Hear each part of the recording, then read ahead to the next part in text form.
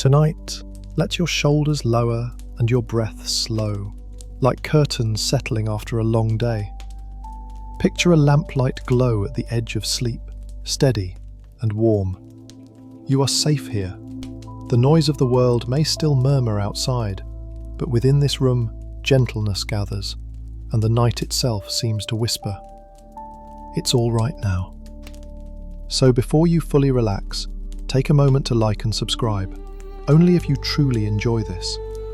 Leave a comment with your location and time. I love seeing where everyone is listening from. Now, dim the lights, maybe let a fan hum softly, and let's begin tonight's journey. Matthew opens his gospel the way a careful storyteller begins a family album, with names, threads, and the soft rustle of history turning pages. We enter quietly, as if stepping into a hallway lined with portraits, each frame touched by starlight. Abraham's promise, David's throne, exile and return. Each story a stitch in a quilt that warms the coldest hours. You may feel far from those names. You might feel small, overwhelmed, or unsure what tomorrow will ask. Yet the quilt is wide enough to cover you too. Think of a lineage as a lullaby sung across generations. Every name a note, every life a heartbeat. Some were kings and some were quiet unknowns, yet the melody remains faithful, rising and falling, without losing its way to the refrain of mercy. Promises do not vanish because a night runs long. Promises are like constellations, unmoved by clouds, waiting for the wind to lift them into view. Matthew's list keeps honest company with both triumphs and fractures. It does not airbrush the story. It names failures as gently as it names victories, and both are carried forward by God's kindness. Perhaps you carry your own chronology tonight, dates and decisions, detours and near misses, rooms where fear seemed louder than faith. Lay that map on the bedside table. Notice how the Lord gathers every crooked line, and with patience draws a straight path across it. You do not have to make your story tidy for God to hold it. You only have to rest within the hands that have never hurried and never lost their way. Bethlehem waits like a small candle cup in the dark. Joseph, pulled between duty and tenderness, listens to God in a dream and wakes with courage. Mary, carrying mystery and promise, breathes through uncertainty with a calm the world does not understand. The genealogy leads to their doorway, and then into the quiet chamber where the Word becomes a baby. Fragile, warm, needing to be held. The Holy One arrives not with thunder, but with a heartbeat. The room smells of straw, milk, and new hope. This is how peace begins, not as a shout, but as a child asleep on a mother's chest. Perhaps you too are carrying something tender, a beginning so small you worry it might break, a habit of peace you are learning, a prayer that trembles like a candle in a draught. Let the Nativity become your breathing companion. Inhale with Mary's steadying courage, exhale with Joseph's watchful peace. Let your body remember what your heart has forgotten. Safety is not an achievement, it is a gift received in stillness. When you feel the urge to hurry, let the memory of swaddling cloth teach your thoughts to be held. The roll call of names includes women whose stories shine like lanterns in a long corridor. Tamar's fierce insistence on justice, Rahab's scarlet line of welcome, Ruth's loyalty in lean fields, Bathsheba's grief folded into redemption, testimonies from the margins. If you feel like a margin tonight, a footnote in your own plans, remember how the gospel begins by honoring the edges. In God's hands, the border of the page is threaded in gold. Nothing true about you is wasted. The light will find it in due time. Let your pillow take more of your weight. Let your jaw unclench. Notice the rhythm of your breathing, the way it rocks you like a boat in a sheltered harbour. The sea may have been rough earlier, emails, headline, decisions, but the harbour is real. Calm has a shoreline, and you are already within it. Listen, there is a verse that hums like a lullaby over this harbour. Come to me, all who are weary and burdened, and I will give you rest.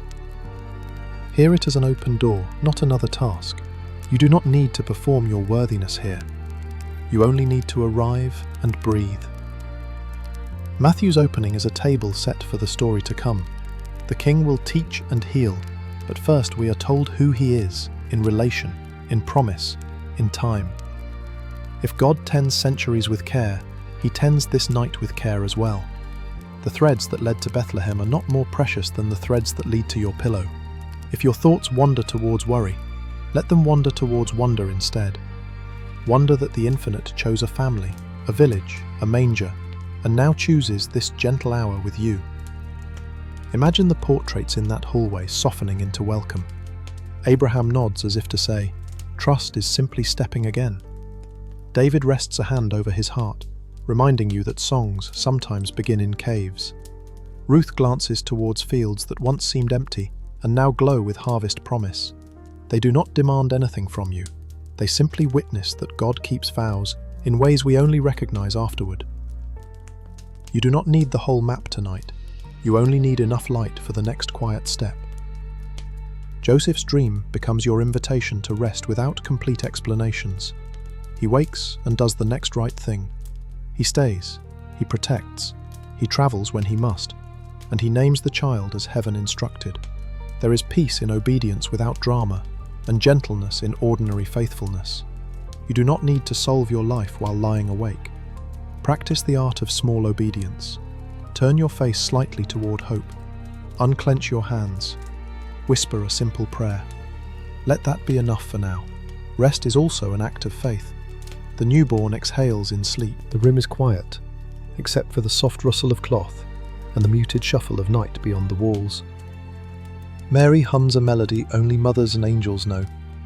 Joseph keeps watch, his breathing deep and unhurried.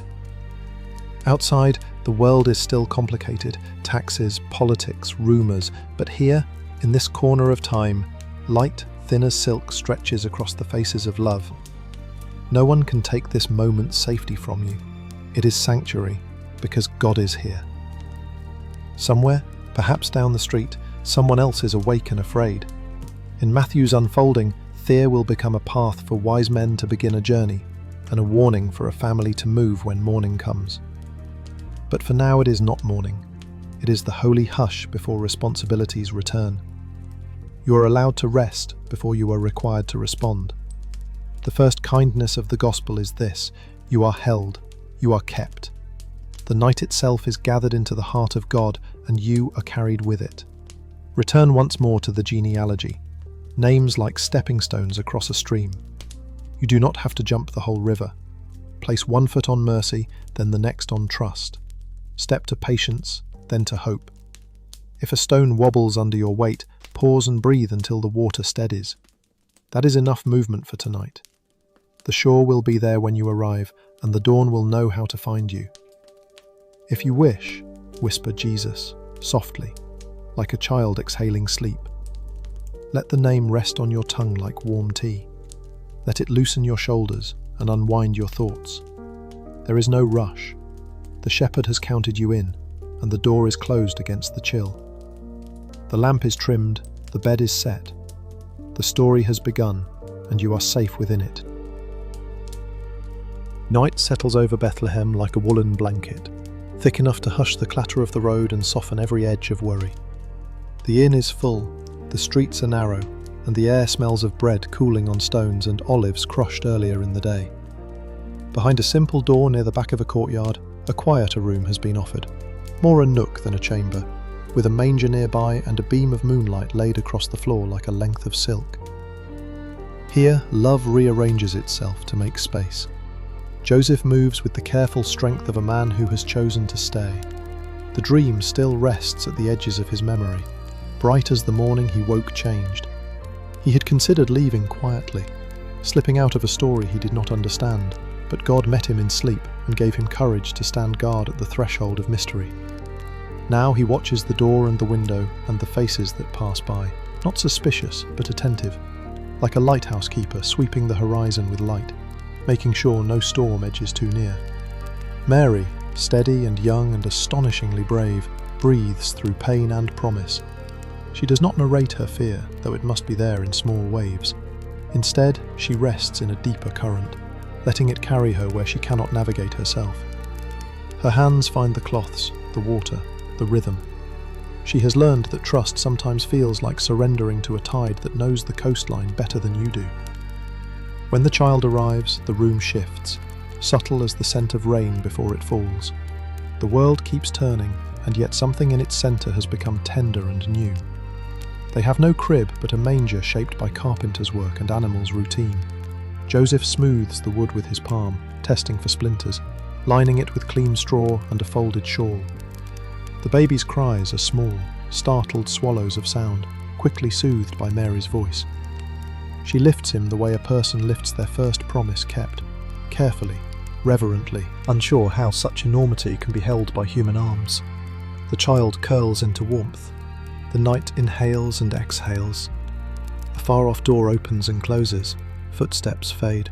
Someone laughs on a distant rooftop and then grows thoughtful, as if catching a feeling they cannot name. Perhaps you, listening here, know what it is to make do with small spaces and imperfect arrangements. Perhaps your life tonight feels like a borrowed room. Not what you imagined, not quite your size, but enough for now. The Bethlehem story is kind to such places. It says that holiness does not wait for renovations. It chooses ordinary corners and makes them glow. It says that love does not measure square footage before it settles in. It looks for willing hearts and a bit of straw, and that is enough to begin. Joseph remembers the angel's words as he sits close, the way a father leans toward a cradle to memorize the shape of peace. He rehearses his instructions again, simple, specific, and possible. He has been told what to do, not everything to understand. Name him Jesus. Stay near. Do not be afraid. The world outside might swirl with decrees and counting and politics, but here the task is small and faithful. Keep watch, warm the water, fold the cloths. Be present. It is a beautiful assignment, this guardianship of quiet. Mary studies the child's face like a psalm in the night, each feature a line to be treasured in the dark and memorized at dawn. She does not need to resolve the horizons of prophecy. She only needs to let love anchor the moment. When anxiety pricks her thoughts, she returns to breath and blessing. She hums the blessing she learned as a girl, the one her mother used to sing while kneading dough and sweeping the threshold. There is a rhythm to faithfulness that outlasts fear. The same song sung into new rooms until the very walls remember. If you are lying awake, uncertain about tomorrow's errands or next week's tests, or long-term questions that refuse to soften, take the Bethlehem rhythm for yourself. Choose one small, faithful act within reach. Drink water. Dim the screen. Let your hands release the last task of today. Then place your attention where Mary places hers, on a presence that does not demand your plans, only your welcome. In your room, the lamp might be different, the floor cooler or warmer, but the invitation is the same. Be here. Breathe. Receive. Joseph traces the name he will speak at the temple, and as he does, a verse lifts in the quiet like a lantern. You shall call his name Jesus. He mouths the syllables until they are part of him. Names shape futures and calm the present moment. They are anchors you can hold when the tide changes. Emmanuel has also been spoken over the child, God with us. Two names like twin hands, one saving, one staying. Together they tell the truth the night most needs to hear. You are not alone, and help has come. Outside, a wind moves through the alley, brushing dust from the threshold. The stars feel nearer than usual, as if stooping to listen. The innkeeper's wife pauses on the way to her pallet and peers into the nook. She does not know the long words of prophets, but she knows the look of love settling into a room, and she smiles, closing the door softly enough that the latch is a whisper. A cat slips across the courtyard and disappears beneath a bench. Life goes on, but more kindly, as if careful not to wake a sleeping hope. Mary lifts the child to her shoulder and pats a steady rhythm between his small shoulders. In that sound your heart can borrow a cadence. The pace is unhurried, like waves kissing sand and drawing back, like evening rain on a tiled roof, like a clock that does not scold. You might match your breathing to it, inhale on lift, exhale on settle, until your body remembers what peace feels like. You do not need to explain yourself to the night. The night already understands.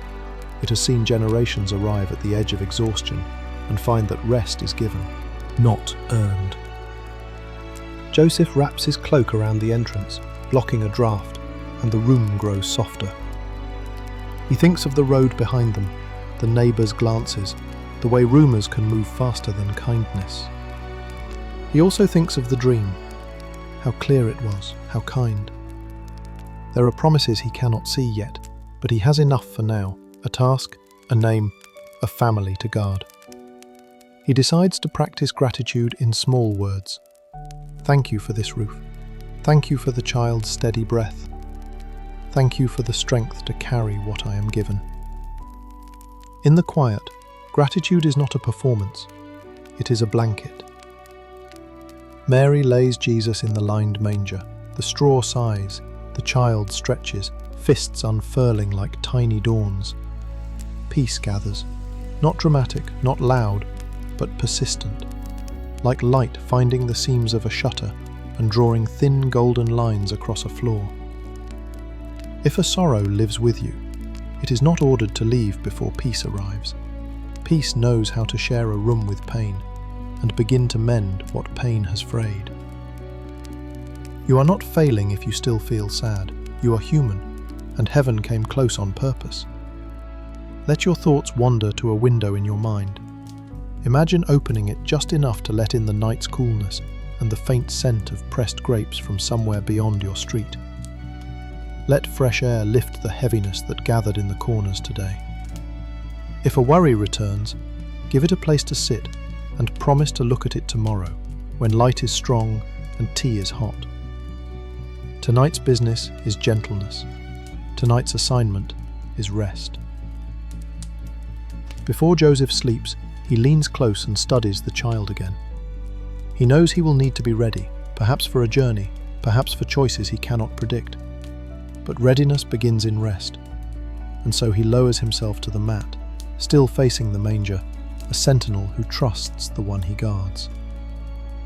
Mary closes her eyes. The child dreams infant dreams.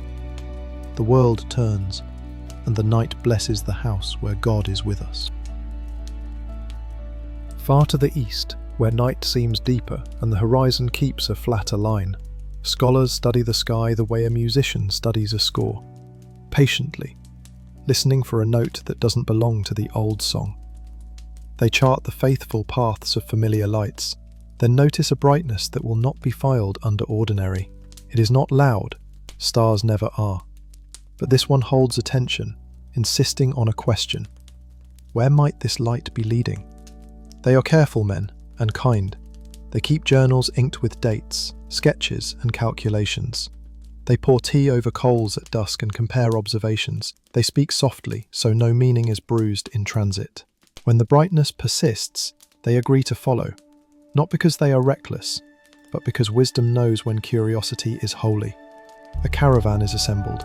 Lamps are trimmed, small bells by the camels' bridles ring like distant rain. They set out at that tender hour when day steps back without complaint and night has not yet darkened its eyes. The road is long, and much of it is the colour of waiting. Dunes shift as if the earth itself is gently exhaling. Wind writes and rewrites the script of the sand, and the travellers learn to read what endures instead. The steady star, the companionship of shared purpose, the daily kindness of bread divided and stories told. Perhaps your life too feels like a long road through repeated silhouettes of days. Remember the scholars. Guidance does not always arrive as a map with red ink. Sometimes it is a single point of light that asks you to walk while you watch. Fear visits them as it visits everyone, but it is a courteous guest. These men will not let take over the camp. They make room for caution, checking water skins, counting provisions, adjusting pace, but they do not give fear the storyteller's chair. Each night they look up and let wonder continue the narrative. Where is he who has been born King of the Jews? One of them murmurs, as if practicing a line they will one day speak aloud. He is not certain yet, but he is faithful to the question. Faithful questions are a kind of prayer.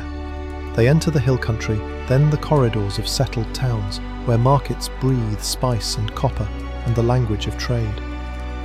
The star leads toward Jerusalem, the city that gathers the steps of longing people.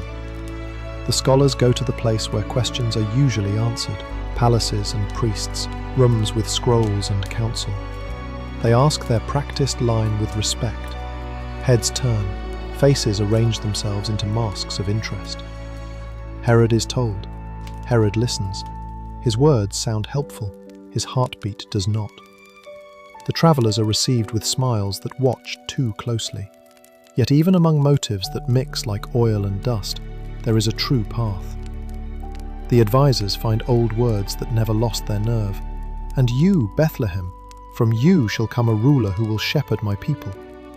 The scholars tuck the words beside the star, 2 lights now, one above them, one inside a parchment. They leave the palace gently, as if setting a fragile dish back on a shelf. They step into open air and let their lungs recover.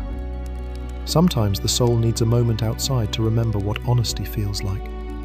When they lift their eyes again, the star seems nearer, almost as if it has been waiting around the corner for their return. Joy runs through them like a small river that has found a downhill. They do not argue about it, they let it pull them forward. Roads narrow, houses grow humbler, the world tilts toward Bethlehem, and the star rests like a hand over a certain dwelling. It is not the hall they expected. It is not grand, and still, knowing arrives. Greatness has come as gentleness. They enter quietly, travelers who have rehearsed reverence on many thresholds. Joseph greets them with the calm of a man who has learned to trust instructions he did not write. Mary turns, her eyes bright with the kind of tide that flowers into hope when company comes bearing kindness. The child is there, no longer newborn small, yet still small enough to fit entirely into the circle of a mother's arm. The room smells of wood shavings and bread.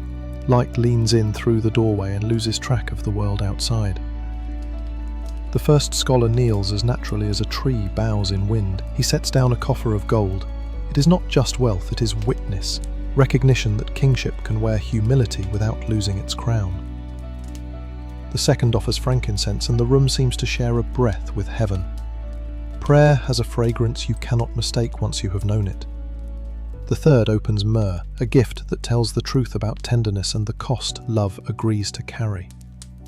Gifts become sentences, and together they speak a language the child will one day answer with his life. Mary receives the offerings without surprise or pride. She has grown used to living on the seam between ordinary and holy. Joseph watches the door, a guardian who has discovered that hospitality is also protection. The scholars' faces relax the way faces do when a long-held question finds a home. Relief does not shout, it settles. Uncertainty loosens its grip. The star, as if satisfied, waits above the roofline like a quiet witness. Somewhere beyond the walls, Herod's plans tighten like a fist, but inside, gentleness keeps its vigil. If you hold an unanswered question tonight, let the scene rest beside your pillow. Imagine the long road your question has already travelled and the light that would not let it go. Consider that safe answers may arrive in small rooms that do not match the palaces of your expectations. Consider that joy often meets us just past the point where we considered turning back. You do not have to force a conclusion. You only have to stay attentive to the next clear step. The scholars sleep in a nearby courtyard. A dream comes, simple, protective, unmistakable, and instructs them to return by another path. They wake without argument. Wisdom is not stubborn when safety speaks. They rehearse the route in low voices, adjust the harnesses, and thank their hosts. Mary gives them bread wrapped in cloth. Joseph's nod says more than words. They step into morning with lighter minds, carrying the child's peace like a new compass. Another path does not mean failure, it is often grace in motion. As the caravan moves away, the city grows small, then the village, then the house. The star fades into day, its work complete for now. The rhythm of hooves and sandals sets a pace that even worry cannot quicken. These men will return to their studies, but nothing will be the same. They have seen what they sought. Their instruments will feel humbler in their hands, their books truer. They will still watch the skies, but they will also watch the poor and the patient with new respect, because they have learned where heaven likes to appear. Let your breathing take on the caravan's rhythm, step and rest, until your body agrees to go kindly with the hours. If fear returns, let it stand at a distance while you consult the simple lights that guided you here.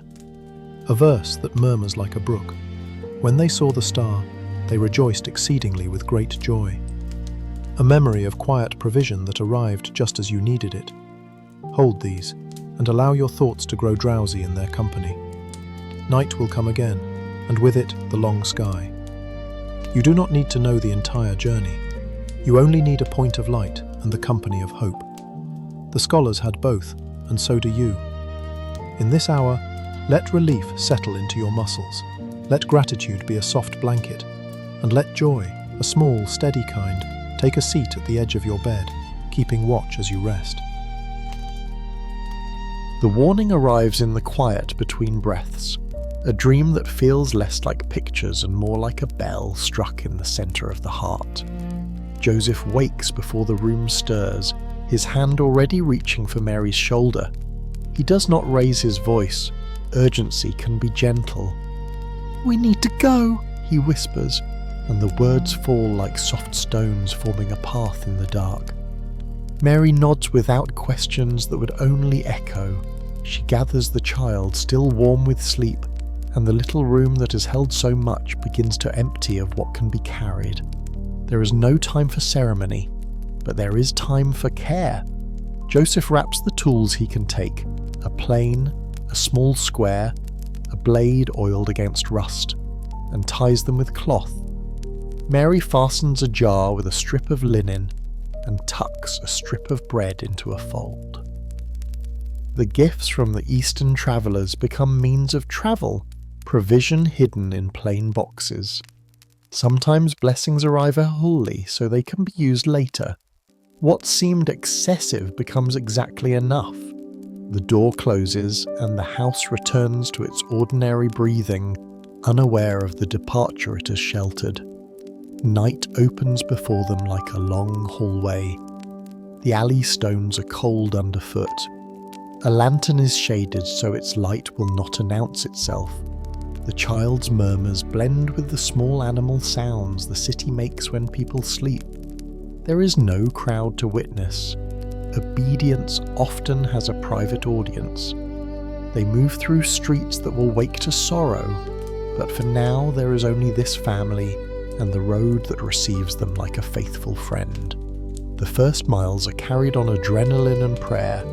Mary cradles Jesus close and his weight steadies her more than it tires her. Joseph scans the way ahead with a craftsman's eye, noticing where the ground will hold and where it might give, choosing paths the wind has smoothed. He does not know every bend, but he knows the instruction. Leave, protect, wait.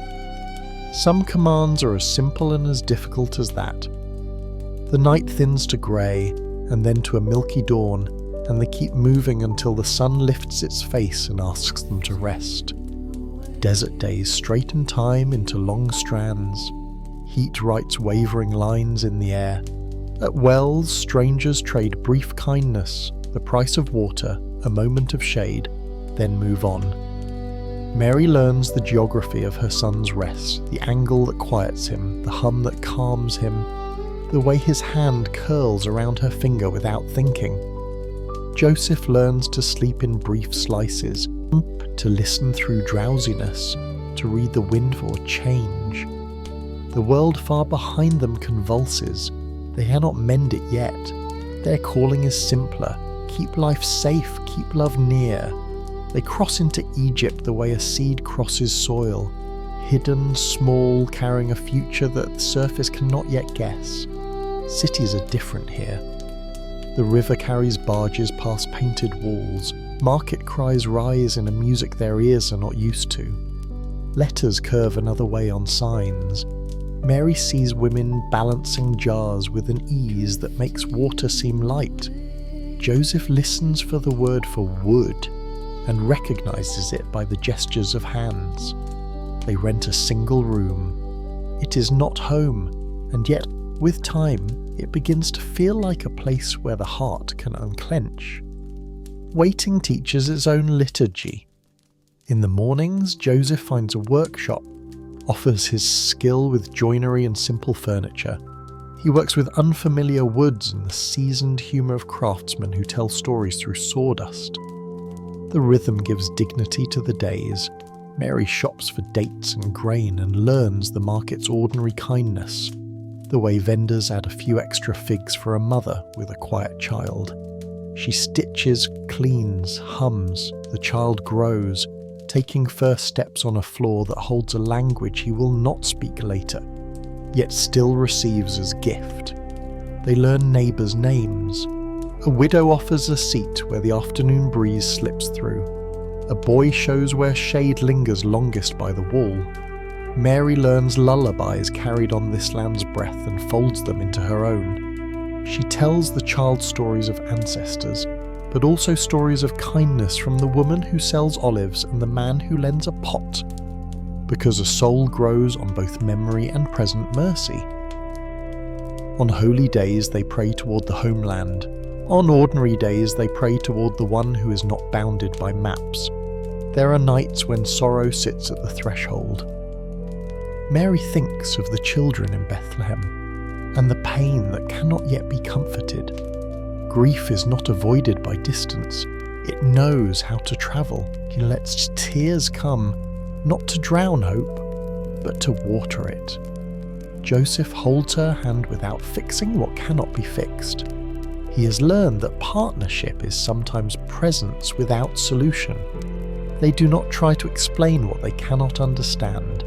They keep choosing faithfulness in small circles, a swept floor, a mended stool, a shared meal, and trust those circles to join the wider arc of redemption. Time does not hurl for them. Seasons teach patience with their own alphabet. Palms carry fruit, then rest. Flood and receding leave the land ready again. There is comfort in repeated mercies. If you're in a holding season, consider this family's calendar. When tomorrow does not answer yet, do today with tenderness. Let routine be prayer. Fold a blanket as if you were covering a friend. Wash a cup as if you were preparing a table for God. Breathe as if each exhale were a release of fear, each inhale a welcome for peace. One night another dream arrives, quiet, clear, unmistakable. Return. The words are like water on parched ground. Joseph wakes with the kind of relief that makes the whole body lighter. He does not leap up. He turns first toward Mary and shares what he has heard. They pack with practiced hands, but this time the tempo is gentler. They say goodbyes with eyes that have learned gratitude. The neighbours bless them in another language, and blessing understands without translation. The road back carries a different sound. Hope walks with them now, and return has its own strength. They move north, shaped by exile and yet not defined by it. News reaches them in pieces. Who reigns where unrest lives? Which roads are safer? And Joseph adjusts accordingly. Courage is not stubbornness, it is responsive trust. When he learns that the old danger has been replaced by a new one close to Jerusalem, he chooses Nazareth, a modest town with nothing to prove and room enough to grow. Nazareth receives them with scrub hills and work that calls for hands rather than headlines. A small house, a bench under a fig tree, neighbours who trade tools and stories. Life resettles like sand in a jar after a journey. The same elements, a new arrangement. The child runs dusty-footed under a sky familiar and changed. He will learn the names of birds here, the smell of freshly cut wood, the kindness of a bucket lowered for someone tired. Mary sets bread to rise. Joseph sharpens a blade. The ordinary welcomes them back with quiet applause. Looking over the years in Egypt and the road home, you might hear a verse that keeps its voice low so you can sleep. Out of Egypt I called my son. A sentence like a thread pulled gently through fabric, gathering the past into a present that points forward.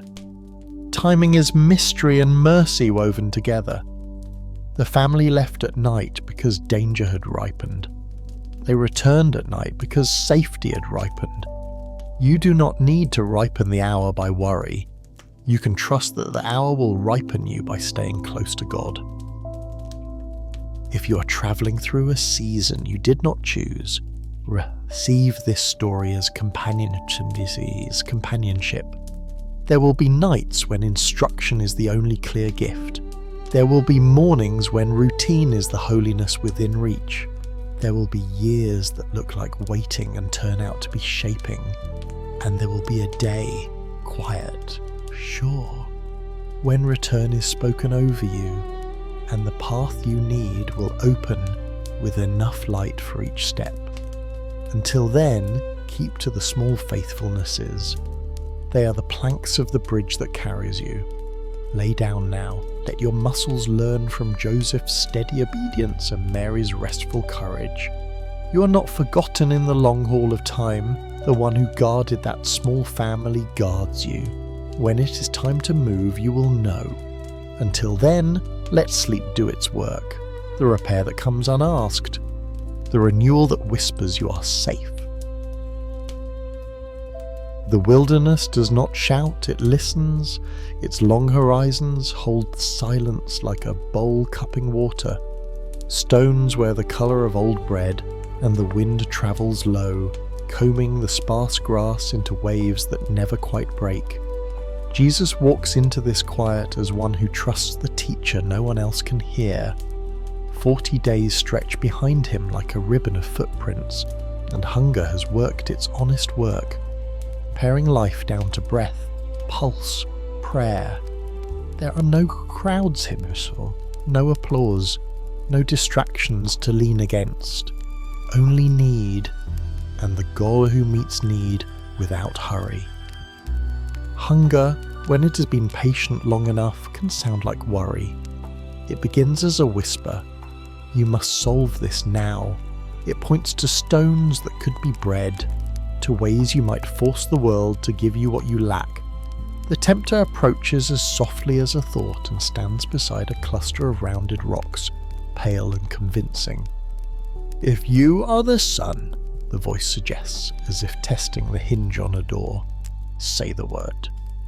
The invitation is not merely about food, it is about fear, about turning scarcity into panic, about proving belovedness through power instead of receiving it as gift. Jesus does not argue. He answers from a well deeper than hunger. He lets truth sit on his tongue the way water sits in a thirsty mouth. Man shall not live by bread alone. The words are short, like a staff that fits the hand. They do not despise bread. They simply refuse to let bread become a master. In the wilderness of your night, you may hear similar urgencies. Let the same sentence be yours. Quiet, sufficient, enough to remind the heart that life has a larger kitchen than anxiety imagines. The scene shifts without changing sky. Temptation, when resisted, often tries a new costume. The second lie wears the mask of spectacle. It suggests a dramatic leap from the temple's height. Scriptures on the tongue as stagecraft, angels as applause. Prove what is already true, the suggestion murmurs, and then you can rest. But Jesus knows rest does not grow from performance. It grows from trust. He answers with another small staff of truth, steady in the palm. You shall not put the Lord your God to the test. Love does not need to rehearse rescues to be sure they are possible. There is a way to live that refuses the ache to be noticed. It is not invisibility, it is freedom. In your room where no crowd gathers and no one claps for silence, there you are allowed to settle into that freedom. You do not have to orchestrate proof of your worth. You can simply be and let the God who sees in secret be enough for your breathing. Inhale and let attention loosen its grip. Exhale and release the need to script what only kindness can write. The third whisper is older than empires and as modern as any morning headline. It promises shortcuts to significance, kingdoms without surrender, authority without obedience, crowns without crosses. Bow, it says, and all this is yours. Jesus will one day receive all authority, but not this way. He will not bend to a lesser love to gain what love already holds. His answer is simple sunlight through a clean window. You shall worship the Lord your God, and him only shall you serve. Worship clarifies what worry confuses, placing every desire back in the hand that can bless it without breaking us. Each answer returns the soul to gentleness. Not once does Jesus grip, grab, or grit his teeth. He chooses quiet fidelity over quick relief.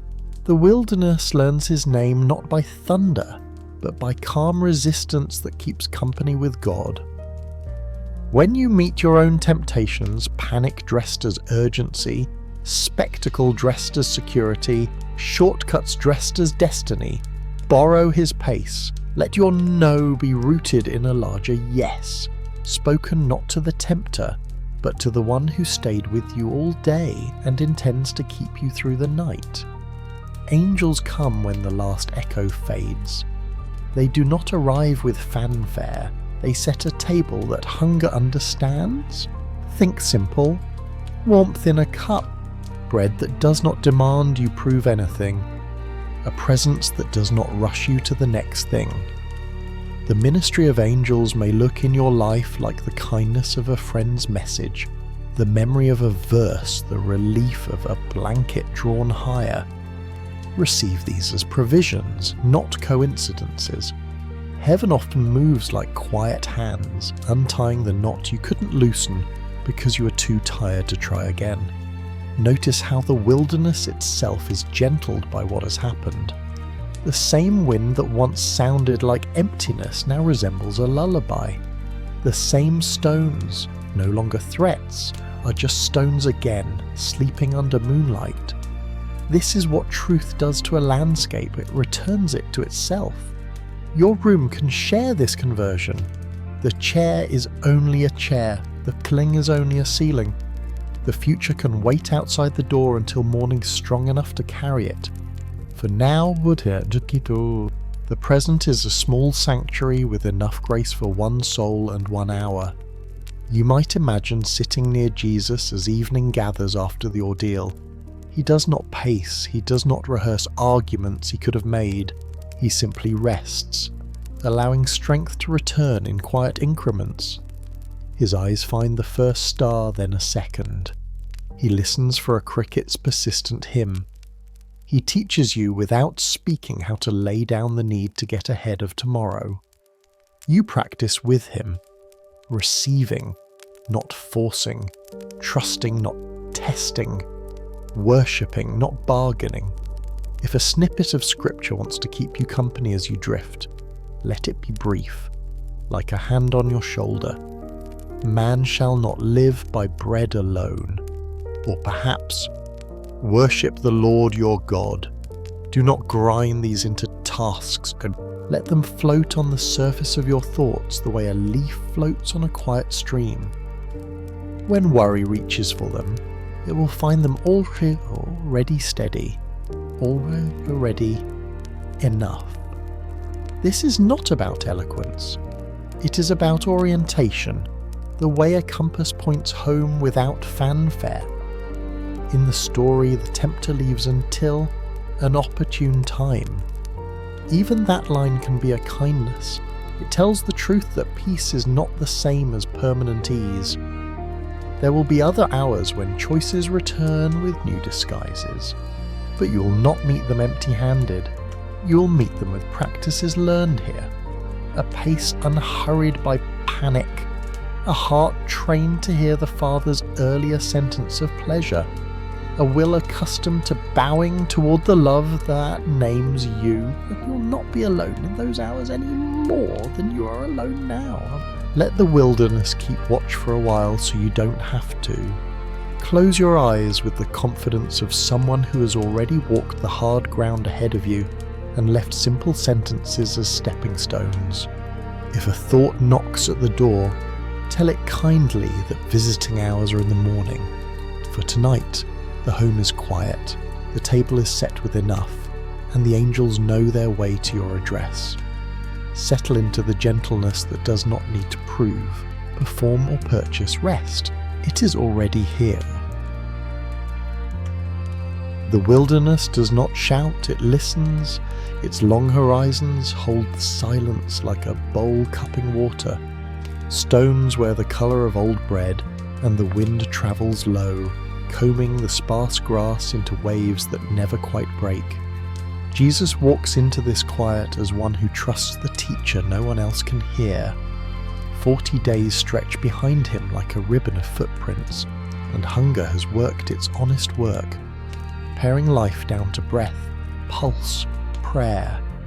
There are no crowds hymns or no applause, no distractions to lean against, only need, and the God who meets need without hurry. Hunger, when it has been patient long enough, can sound like worry. It begins as a whisper. You must solve this now. It points to stones that could be bread, to ways you might force the world to give you what you lack. The tempter approaches as softly as a thought and stands beside a cluster of rounded rocks, pale and convincing. If you are the Son, the voice suggests, as if testing the hinge on a door, say the word.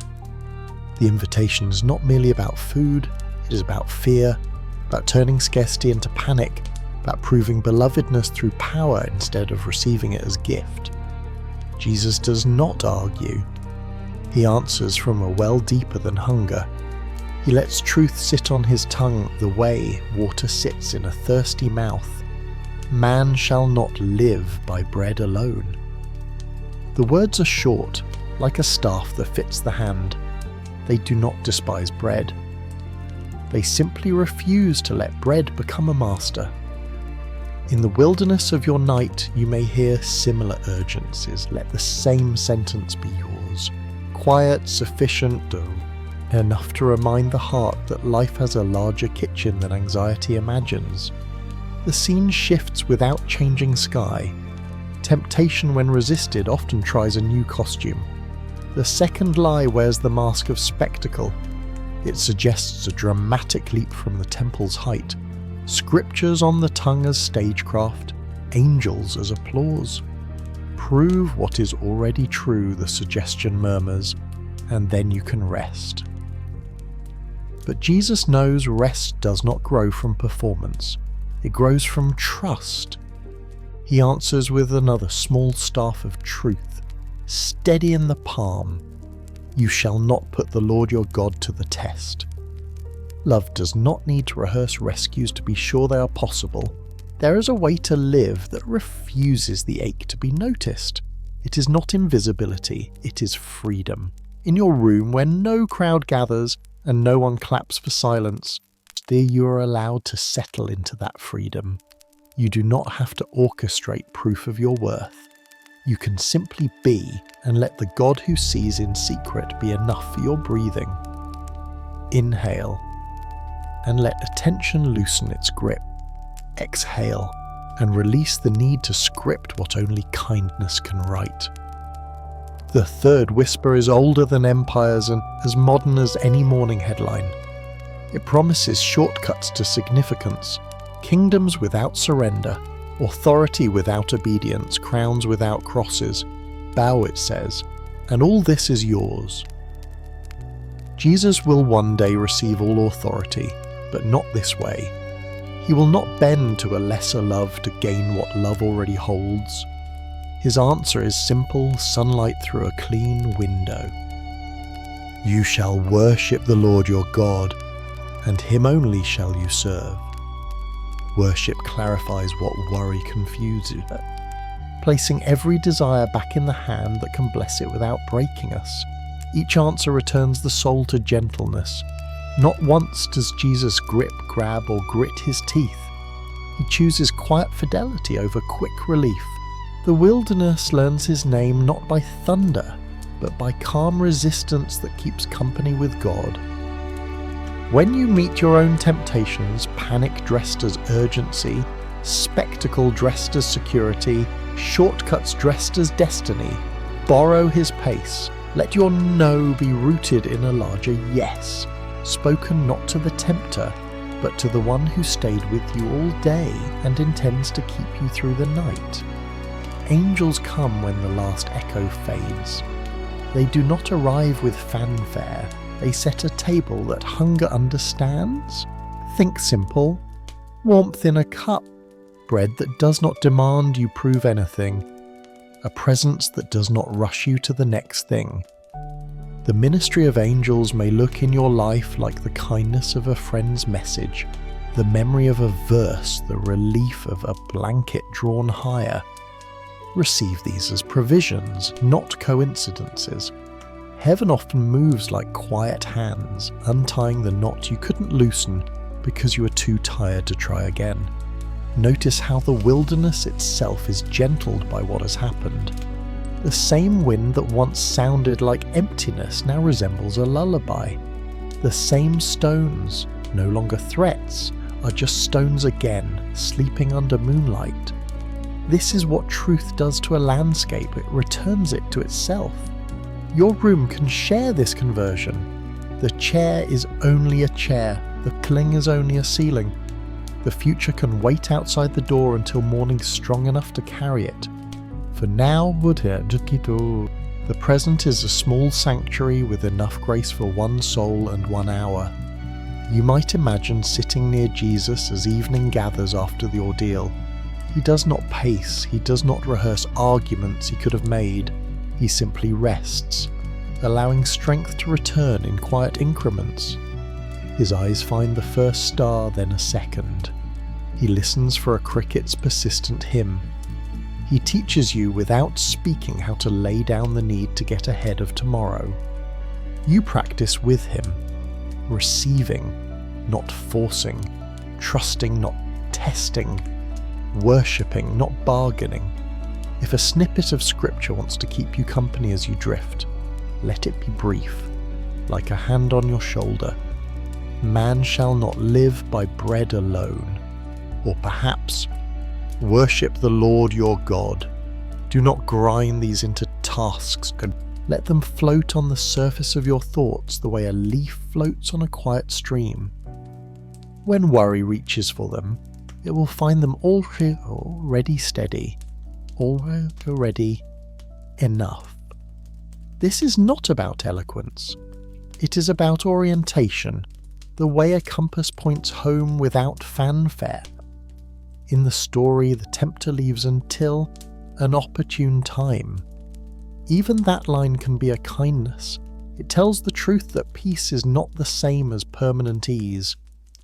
There will be other hours when choices return with new disguises, but you will not meet them empty-handed. You will meet them with practices learned here, a pace unhurried by panic, a heart trained to hear the Father's earlier sentence of pleasure, a will accustomed to bowing toward the love that names you, and you'll not be alone in those hours any more than you are alone now. Let the wilderness keep watch for a while so you don't have to. Close your eyes with the confidence of someone who has already walked the hard ground ahead of you and left simple sentences as stepping stones. If a thought knocks at the door, tell it kindly that visiting hours are in the morning. For tonight, the home is quiet, the table is set with enough, and the angels know their way to your address. Settle into the gentleness that does not need to prove, perform or purchase rest. It is already here.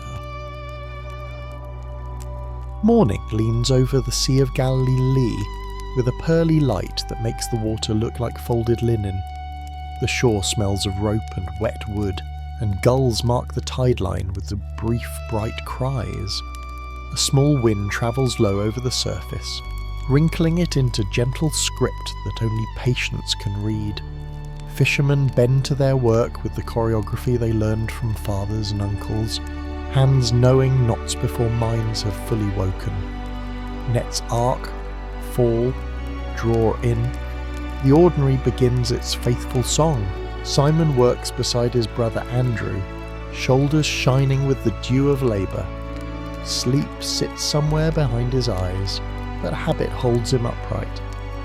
There is always one more cast, always the possibility that the lake is keeping a secret just beyond the reach of the last throw.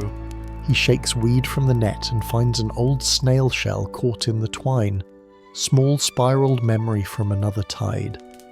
He slips it into a pocket as if keeping a token from the day for later. On another boat, James laughs at something his younger brother John has said, the kind of laughter that lifts weight without pretending the work is light. Their father, Zebedee, checks a seam in a net and nods approval. Work, family, tomorrow's bread. This is a life that has room for all three. The lake has taught them to let effort and uncertainty share a bench. They have learned patience from still mornings and courage from sudden squalls. Some days you return with full baskets and salt-stung smiles. Other days you carry home only damp rope and the hope that tomorrow will be kinder. Along the shore, footsteps approach with the quiet steadiness of someone who prefers proximity to spectacle. Jesus walks with the ease of a man who trusts the day to reveal what it holds. His eyes take in the boats, the ropes, the faces bent over the familiar tasks. He does not look disappointed by ordinary labour. He looks at home inside it. When he pauses near Simon and Andrew, the pause feels less like interruption and more like the completion of a sentence the morning was already speaking. "Follow me," he says, two small words that move through air like a door opening on well-oiled hinges. He adds no pressure, only promise, a future in the shape of companionship. He speaks as if the path itself is already secure, as if walking beside him will teach more than any map. He hints that their casting will become a different kind of gathering, people instead of fish, hearts instead of silver scales. The invitation is not a scolding of their present lives, it is a blessing that aims them toward more life, not less. Something in Simon loosens where anxiety used to live. He had not realized how many kinds of nets he carried, expectations, accounts, the fear of coming up empty, the crowded guesses about who he is and who he isn't. The words meet those knots and begin to untie them. Andrew's face tilts toward a light his eyes cannot show you, but his posture can. They step ashore with the quiet decisiveness of men who have found the thing their ordinary days were rehearsing for without knowing it. Ropes slip, oars knock, gulls flutter. The lake notices but does not protest. A little way down the shoreline, Jesus nears another boat. Zebedee looks up from his mending and studies this stranger whose presence arranges the air into peace. John stills, James stills. The invitation comes again, not rehearsed, not different, simply new because it is theirs now. It lands without fanfare, and yet it feels like thunder muffled by mercy. They leave nets, half mended on the bench, trusting hands to finish what theirs have set down. Zebedee watches his son climb out of the boat with a father's ache that is mostly pride.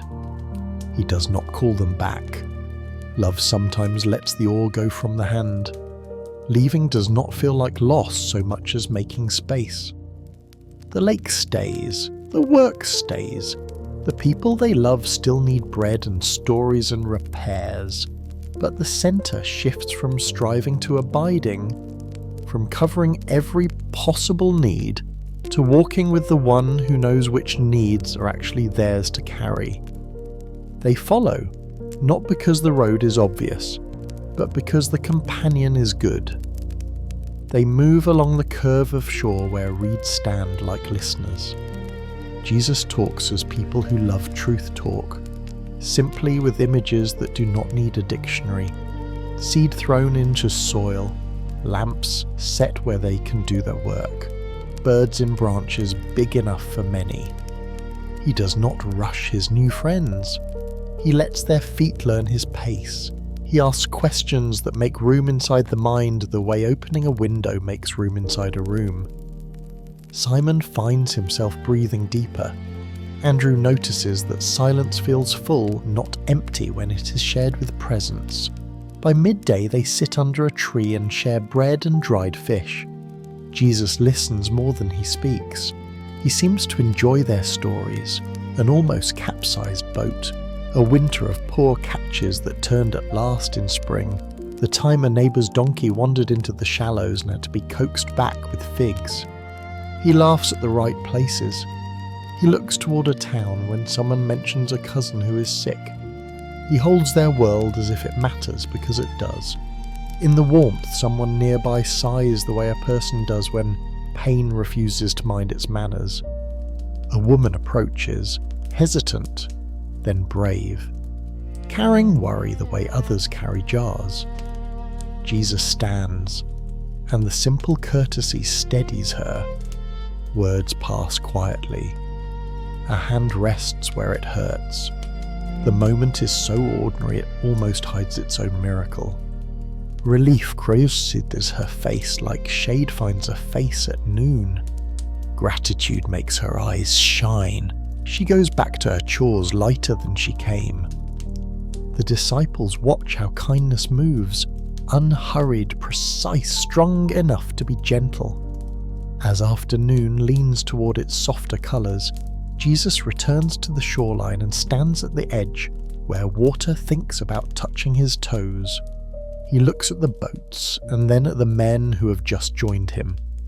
"Bring one," he says, and they understand he is making a pulpit out of the familiar. They steady the craft while he steps in. The boat rocks, then agrees. From the little distance water gives, his words travel easily to the crowd that has gathered because rest smells good when it is cooking. He teaches without showmanship.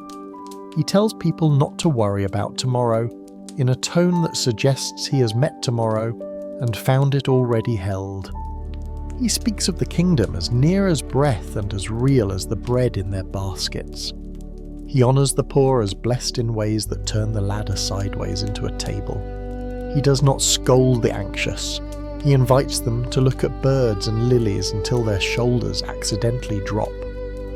Simon catches himself smiling at nothing in particular, and realises he has begun to trust without needing a reason other than the one who stands in his boat. When he finishes, the crowd lingers, but Jesus looks at his new friends with the wears well kind of approval. He does not test them or hand them impossible assignments. He asks them to cross to the other side later, to be with him, to watch, to learn. The day has been long without being heavy. It has carried the weight of meaning without tiring the heart. As the sun lowers a coin of gold onto the water, they pull the boat in and drag it above the line where small waves smooth pebbles. That evening, before they part, Jesus glances at the nets resting in coils. He does not despise the work they represent. He steps over them the way a shepherd steps over sleeping lambs, careful, kind. Simon understands something then, something wordless. He has not abandoned his life. He has brought it to its teacher. He will still cast nets. Only now, the casting will have a centre that does not fray when the catch is thin. Anxiety will still knock, but it will not own the door. If you're holding your own nets tonight, expectations that tire you, lists that do not end, the habit of measuring your worth by what you haul ashore, here again the invitation that walked that beach and still walks quiet roads. Follow me. Let the words loosen the tightness in your chest. Set a few loops of effort and on the stand. Walk a few steps with the one who welcomes ordinary labour and turns it into companionship. The lake will be there tomorrow. The work will be there tomorrow. But tonight you may practice the art of resting while the net's dry. Above Galilee, The first stars blink awake like villages on distant hills. The boats pull their shadows higher. Doors close, lamps open. Jesus and his friends turn toward a place to sleep, conversation soft and content. The lake breathes, the nets wait. And along the shoreline of your mind, peace begins to collect like small shells after the tide. Each one a quiet reminder that leaving what you must is not the same as losing who you are. The hillside rises like a slow breath above the lake. Its grass is parted by footpaths that have learned the shape of many sandals. Morning is still young enough to carry cool in the shadows, and the light spreads carefully, as if the sun has decided to walk with the crowd rather than run ahead.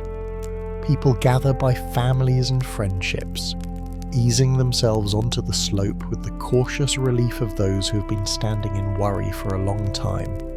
The air smells faintly of thyme, crushed under sandals, of lake wind, of bread wrapped for later. Children lean against their mothers' knees. Old men adjust their cloaks and close their eyes for a moment, letting quiet touch their faces. Everyone has brought something that cannot be seen. A private ache, a bill due soon, a letter remembered, a question that keeps waking them at night. Jesus sits, as a teacher does when the lesson is meant to be a meal rather than a test. The hillside accepts his weight, the people accept his silence. He does not hurry the beginning. It arrives the way a stream appears after a bend. Suddenly there, yet as if it had been travelling towards this place all along. His voice finds a steadiness that does not lean on force, only on truth that is comfortable being itself.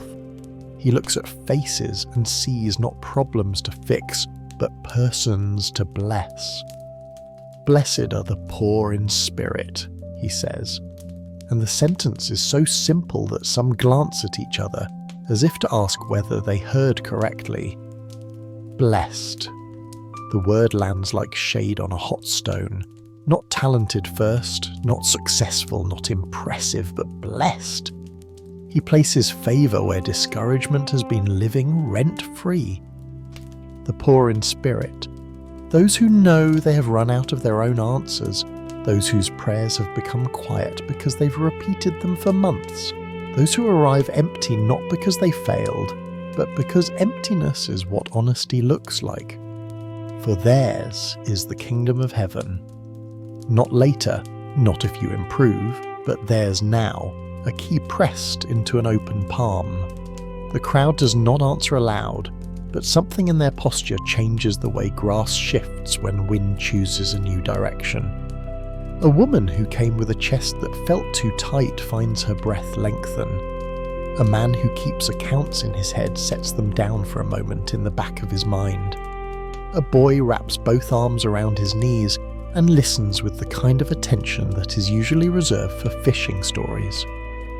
The hillside is doing something no marketplace can sell, letting blessing begin the conversation. Blessed are those who mourn, for they shall be comforted. The words enter gently, as if wary of bruises. Some here are grieving fresh losses. Others carry older wounds like stones rubbed smooth in the pocket.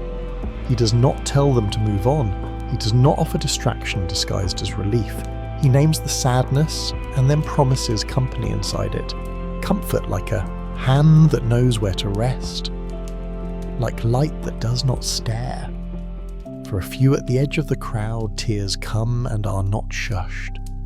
The promise is not that pain will be erased, but that no one will be left to carry it alone.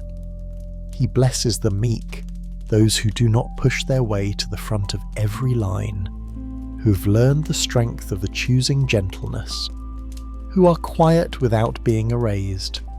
He blesses those who hunger and thirst for righteousness, not a righteousness of tally marks, but the rightness that makes neighbourhoods safe, tables fair, speech honest. He blesses the merciful, the pure in heart, the peacemakers, those whose desire to reconcile outweighs their appetite for being right.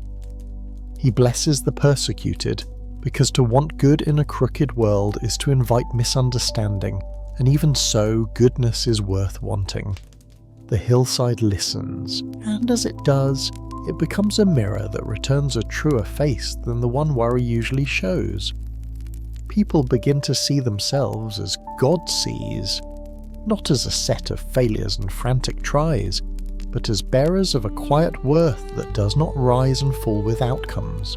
If you could have sat there, you might have noticed your own shoulders lowering, not because your list shortened, but because the one who loves you has removed the weight of needing to prove your own blessing. The Beatitudes are not ladders to climb, they are windows open to air you already live in.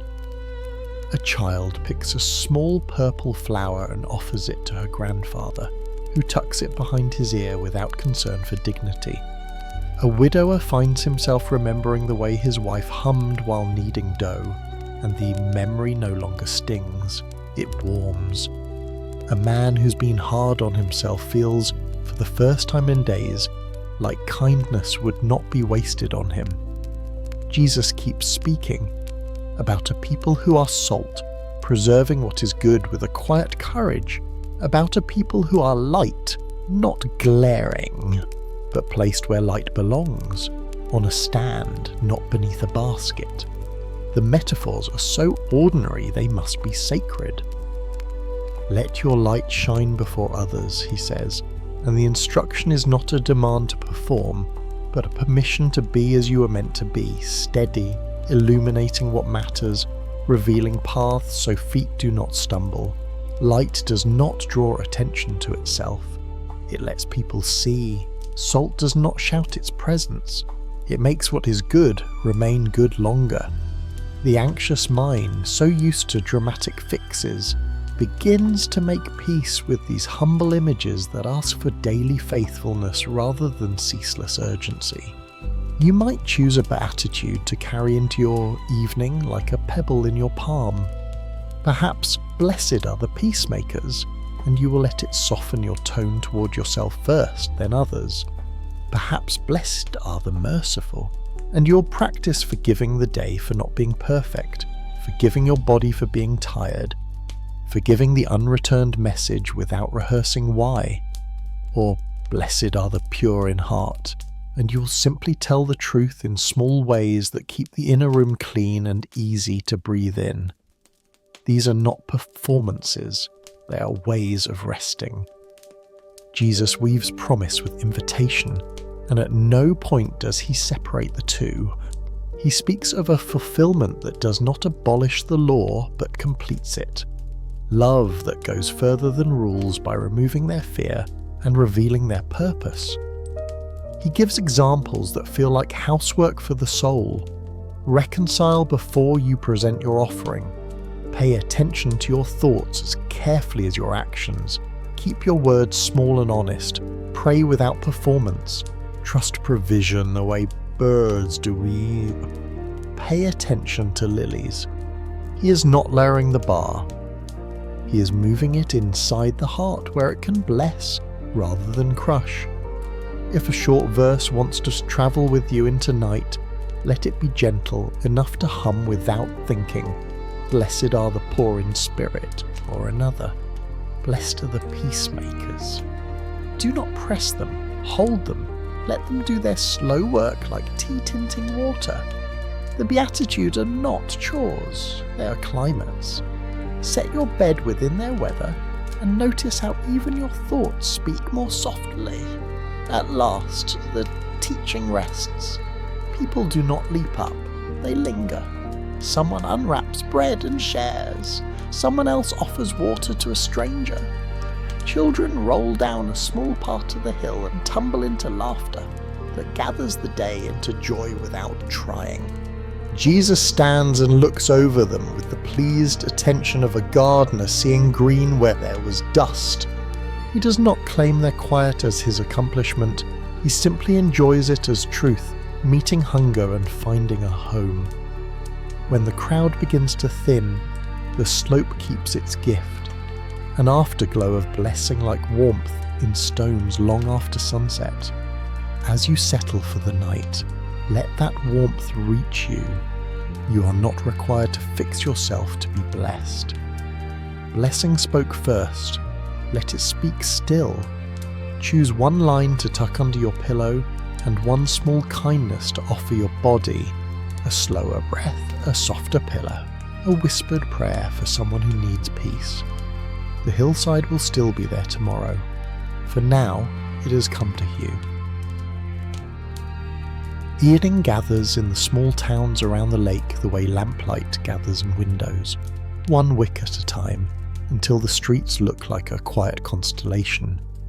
Doors close without slamming. Bread is divided with the ordinary reverence that comes from doing it daily. From a distance you can tell which homes have laughter tonight and which hold silence. Into this commonplace holiness, Jesus keeps teaching. Not with theatrics, but with a steadying cadence that makes the heart less jumpy and the mind less loud. He speaks of lives that season the world like steep salt. Not the kind of salt that calls attention to itself, but the kind that lets other flavours become more truly themselves. The sweetness in figs, the warmth in lentils, the comfort in bread. A woman at the edge of the gathering nods, thinking of the pinch she knows to add by instinct. You're not required to dazzle, he seems to say. You're invited to preserve what is good where you stand. The honesty in the conversation, the fairness in a measure, the gentleness in a tone. Salt does its work by staying near. Then he turns to light. He does not ask anyone to burn like a bonfire. He asks them to shine like a lamp set where it belongs. A city set on a hill cannot be hidden, he says, and people picture the ridge road at night, the way travellers find their bearings by the glow of houses keeping vigil for one another. Light is not a demand to be seen, it is permission to be helpful. A mother imagines leaving her lamp in the window for her son, and her shoulders lower as if someone had lifted a needless obligation. No need to flood the valley. Only keep a faithful window lit. He talks about anger as a spark that loves dry timber. It begins small and seems manageable, then looks for kindling, a slight, a memory rehearsed, a story repeated to a sympathetic ear. He calls the heart to become a careful keeper of matches. First be reconciled to your brother, he says, and the sentence lands like cool water on smouldering straw. The image he offers is practical. If you remember in the moment of worship that there is a fracture, go toward repair. Do not wait for a grand ceremony of forgiveness. Begin with a doorstep, a knock, a simple sentence. I value you more than my grievance. After the lesson, the people drift toward home through alleys that smell of fresh mortar and olives. A man named Eli pauses at a corner and looks toward a house where a carpenter lives, remembering a debt of words he has not paid. He hesitates. Pride always tries one last negotiation, then turns and goes, because reconciliation, like sleep, comes easiest when you do not postpone it past the hour of kindness. He knocks. The door opens. Two men stand in the same doorway and choose peace over the satisfaction of being right. No thunder, no music, only relief moving through the bones like warmth. Jesus speaks also of the inner room where choices begin, where eyes decide how to look, where thoughts are first welcomed or refused, where desire can be an honoured guest or a reckless intruder. He does not shame, he invites honesty. The way to live cleanly is not to live fearfully, but to steward attention.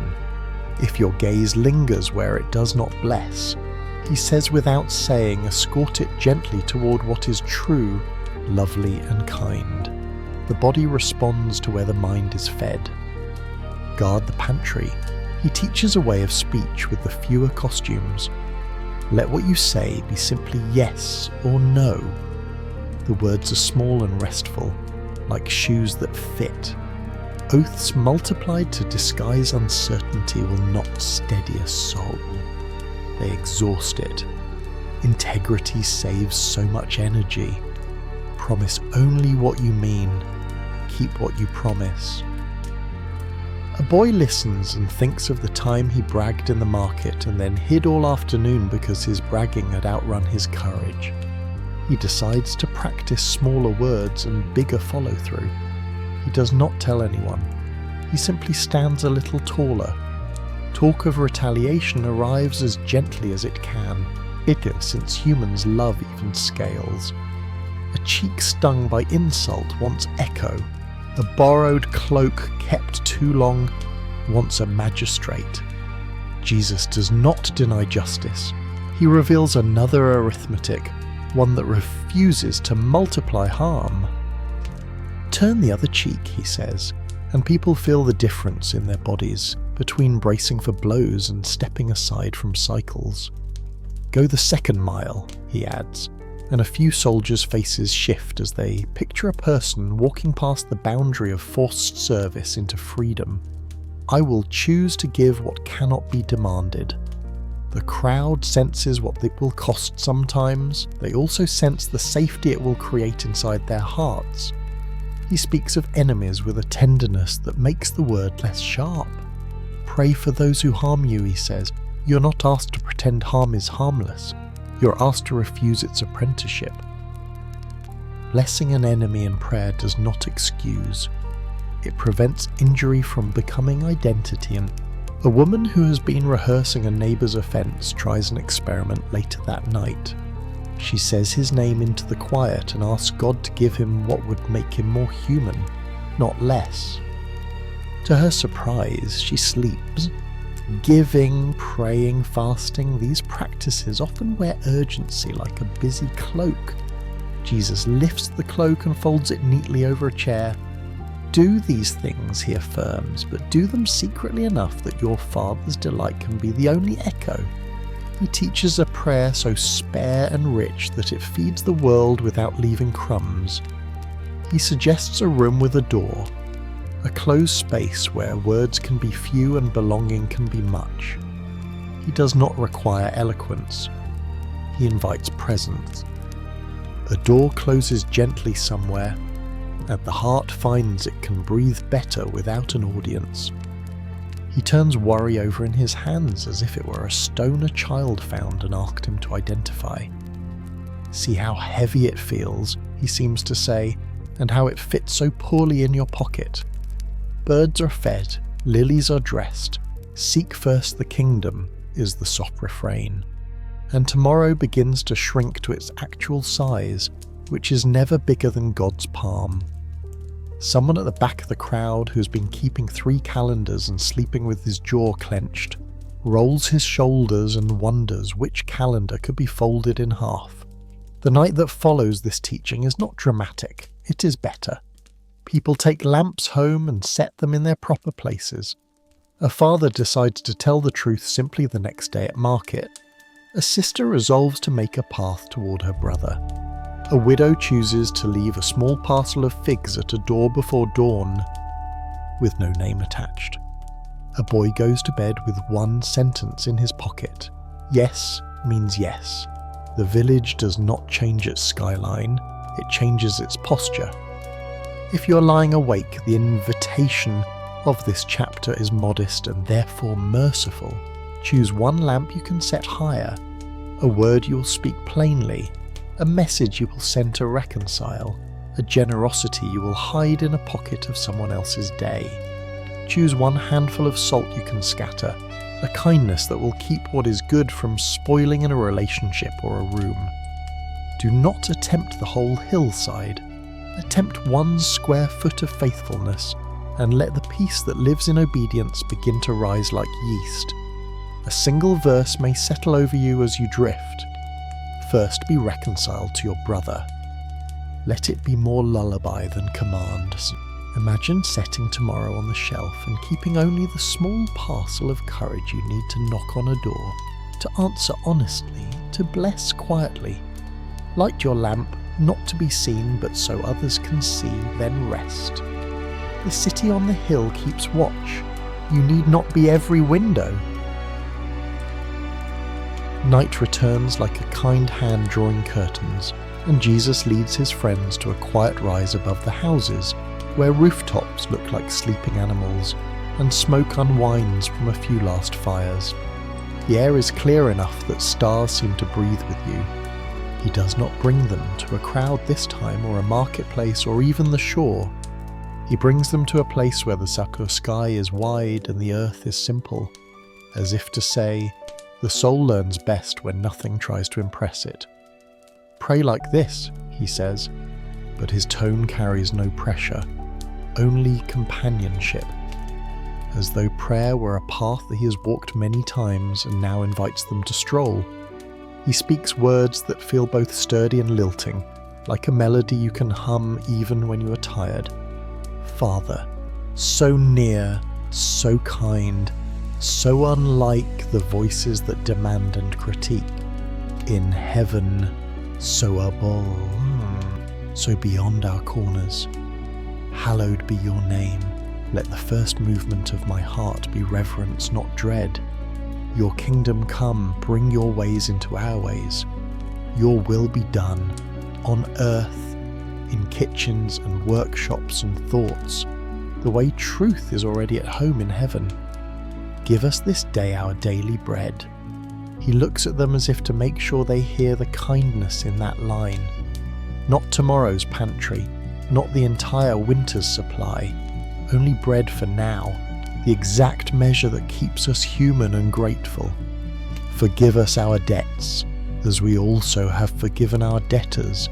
He holds this one a breath longer, not to frighten but to free. To receive mercy is to become a place where mercy flows.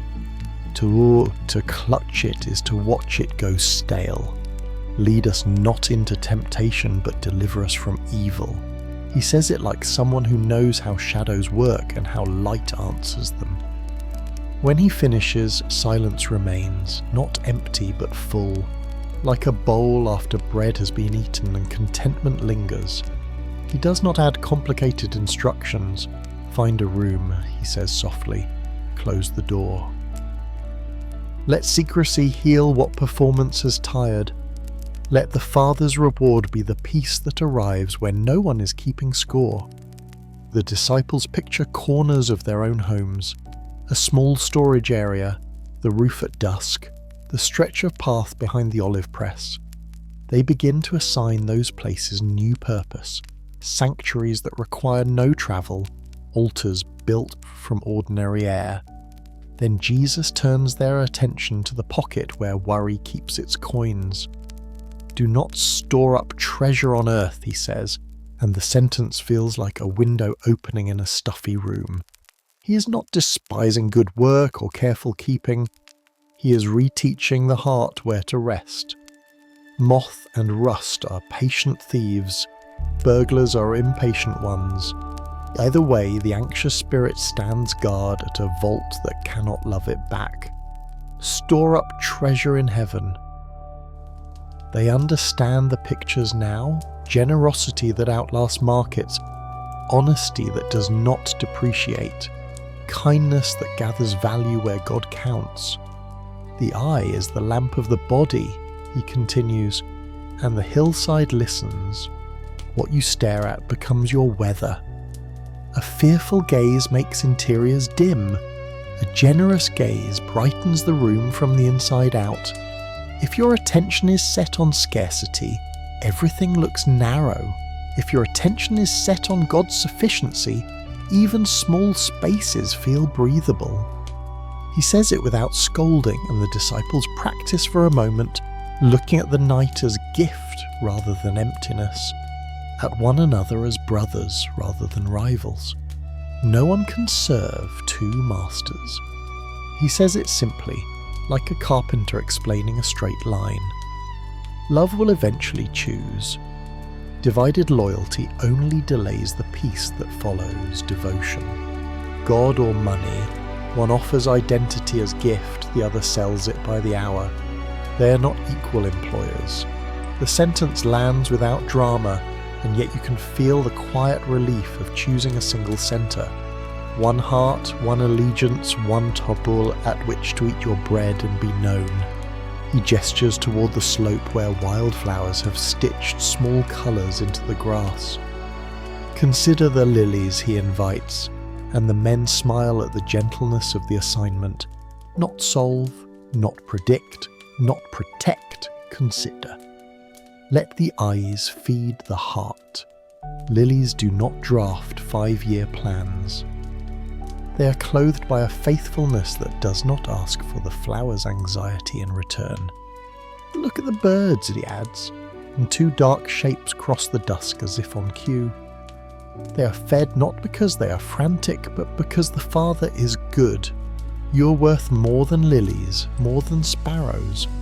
Worry cannot turn even one hair lighter or darker by its insistence, cannot stretch a day by a single minute. It can only exhaust. Seek first the kingdom of God and his righteousness, Jesus says, and the phrase settles over them like a blanket warmed by the fire. First does not mean only, it means centre. Seek God's nearness, God's right-making, God's ways that dignify every neighbour, and all these things will be added to you. He does not list them because the anxious mind would try to track deliveries. He offers trust instead. Sufficient for the day is its own trouble. The disciples nod as men who have known days too heavy or too future-facing. Enough, he is teaching, is a holy word. He speaks also about fasting, that quiet hunger that turns us toward the one who feeds the Spirit. Do it in secret, he counsels. Wash your face, anoint your head. Let your deprivation be a private conversation with God, not a public performance that seeks pity. He speaks about giving the same way, left hand not keeping books on the right. He is not asking them to be invisible, he is teaching them to be free.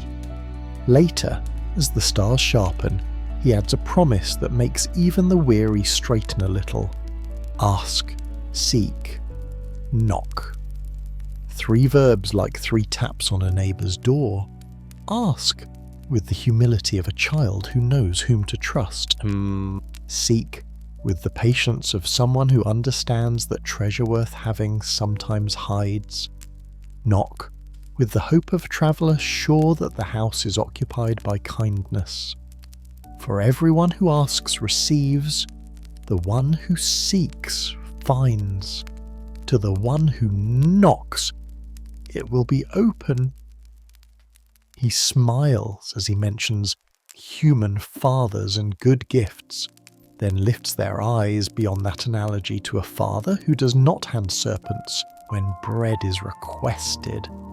The universe, he is saying, is not run by trickery. A breeze travels up the hill and smooths their hair. Below them a dog barks once and then thinks better of it. Jesus grows quiet, letting night put its arm around the company. Andrew thinks about a small storeroom in his house that would make a perfect place for door-closed prayers. Matthew imagines ripples of onion generosity moving through the streets if he let go of the habit of counting how he looked while doing good.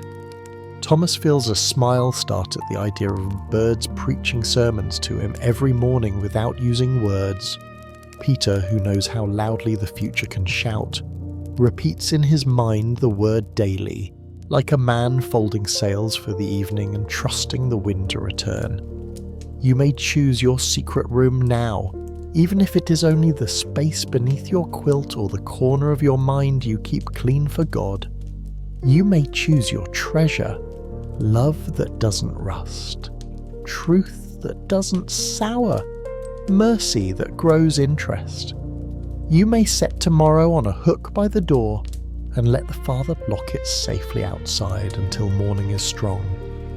If a single verse would like to keep watch while you sleep, let it be small and sufficient. Seek first the kingdom of God. Let it stand by the window like a lamp, not blinding, just steady. Your breath will find it and slow to match. The sky above them is an open book now. every star a punctuation of promise. Jesus blesses them without words, the way presence can bless, and they begin the walk down with lighter steps.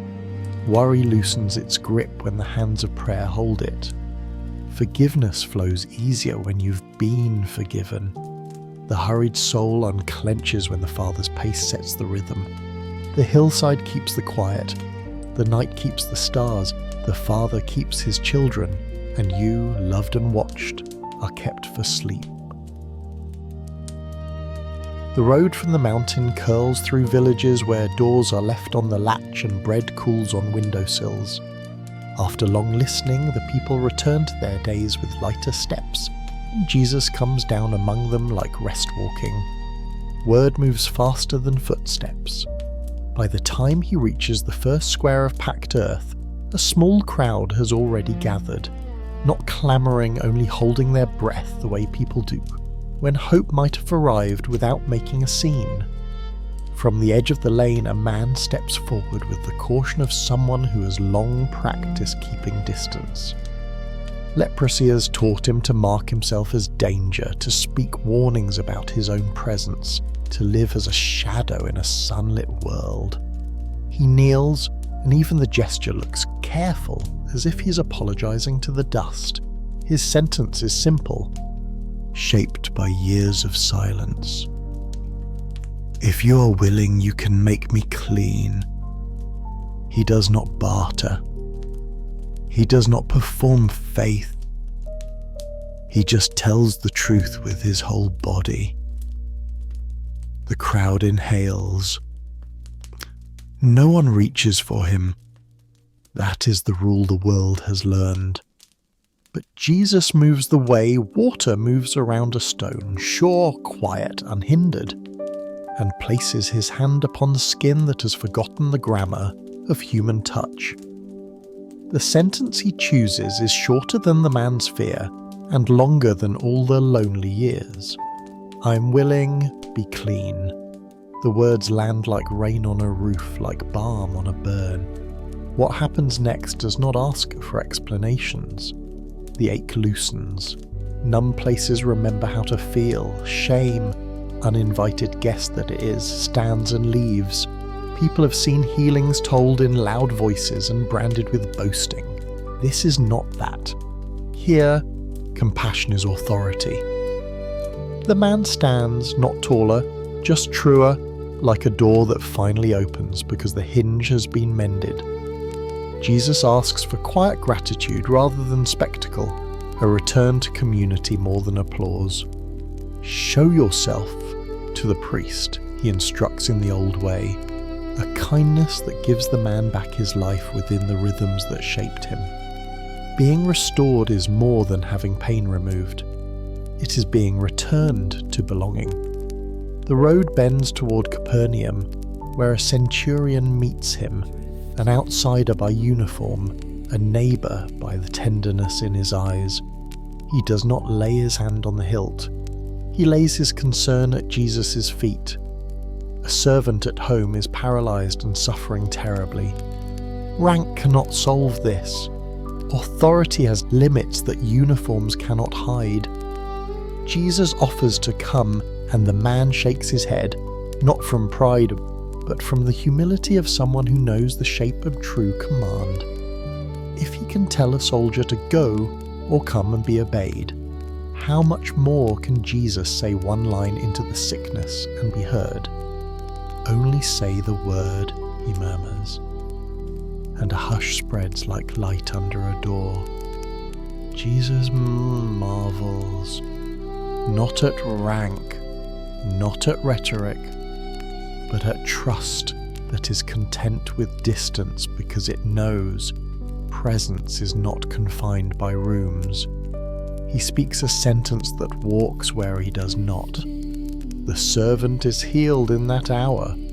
Somewhere a house that smelled of fever now smells like soup and relief. Somewhere a boy sits up blinking, as if waking from a winter he did not remember entering. The centurion's face loosens into gratitude that does not need to own anything. He simply receives. Evening leans over Peter's house. and the doorway frames a domestic ache. A woman with fever, face flushed with heat, hands too weak to serve the table she loves to set. There's nothing dramatic here. No parade, no heralds, only the kind of sickness that steals usefulness and leaves a person feeling like a burden. Jesus goes to her, and the touch is different than the leper's, because tenderness knows how to vary its weight. He takes her hand, the heat drains like a storm turning its face toward the desert. She rises, not out of duty, but because joy loves to move when strength returns. She serves because she is well, not to prove she is worthy. Word of small mercies multiplies into a twilight procession. They bring the limping and the weary, the sleepless and the soul-sore, and he receives them as if this were exactly what he came to do, because it is. He does not stack cases by difficulty. He does not ration compassion. He moves through the cluster like a gardener tending plants he knows by name, pruning fear here, watering trust there, lifting a bent stalk, shading a tender shoot. Where darkness has nested, he names freedom. Where pain has settled, he lays quiet over it until it remembers how to loosen. The disciples watch the pattern. Touch, word, rise, quiet, no incantations, no burden placed on the already burdened. Authority in his hands is not a weight on the chest. It is the gravity that keeps love from floating away. If you've carried pain that made you feel untouchable, listen to the leper's moment and let it become yours. If you have felt unseen behind the front of competence, borrow the centurion's sentence and let Jesus' word travel the distance you cannot bridge. If you have been sick of being sick, let a hand find yours and imagine heat leaving. You are not a project. You are a person beloved before you were better. Between healings, a scribe steps near with bright plans. Teacher, I will follow you wherever you go. Jesus looks at him kindly and tells a plain truth. Foxes have dens, birds have nests, but the Son of Man has nowhere to lay his head.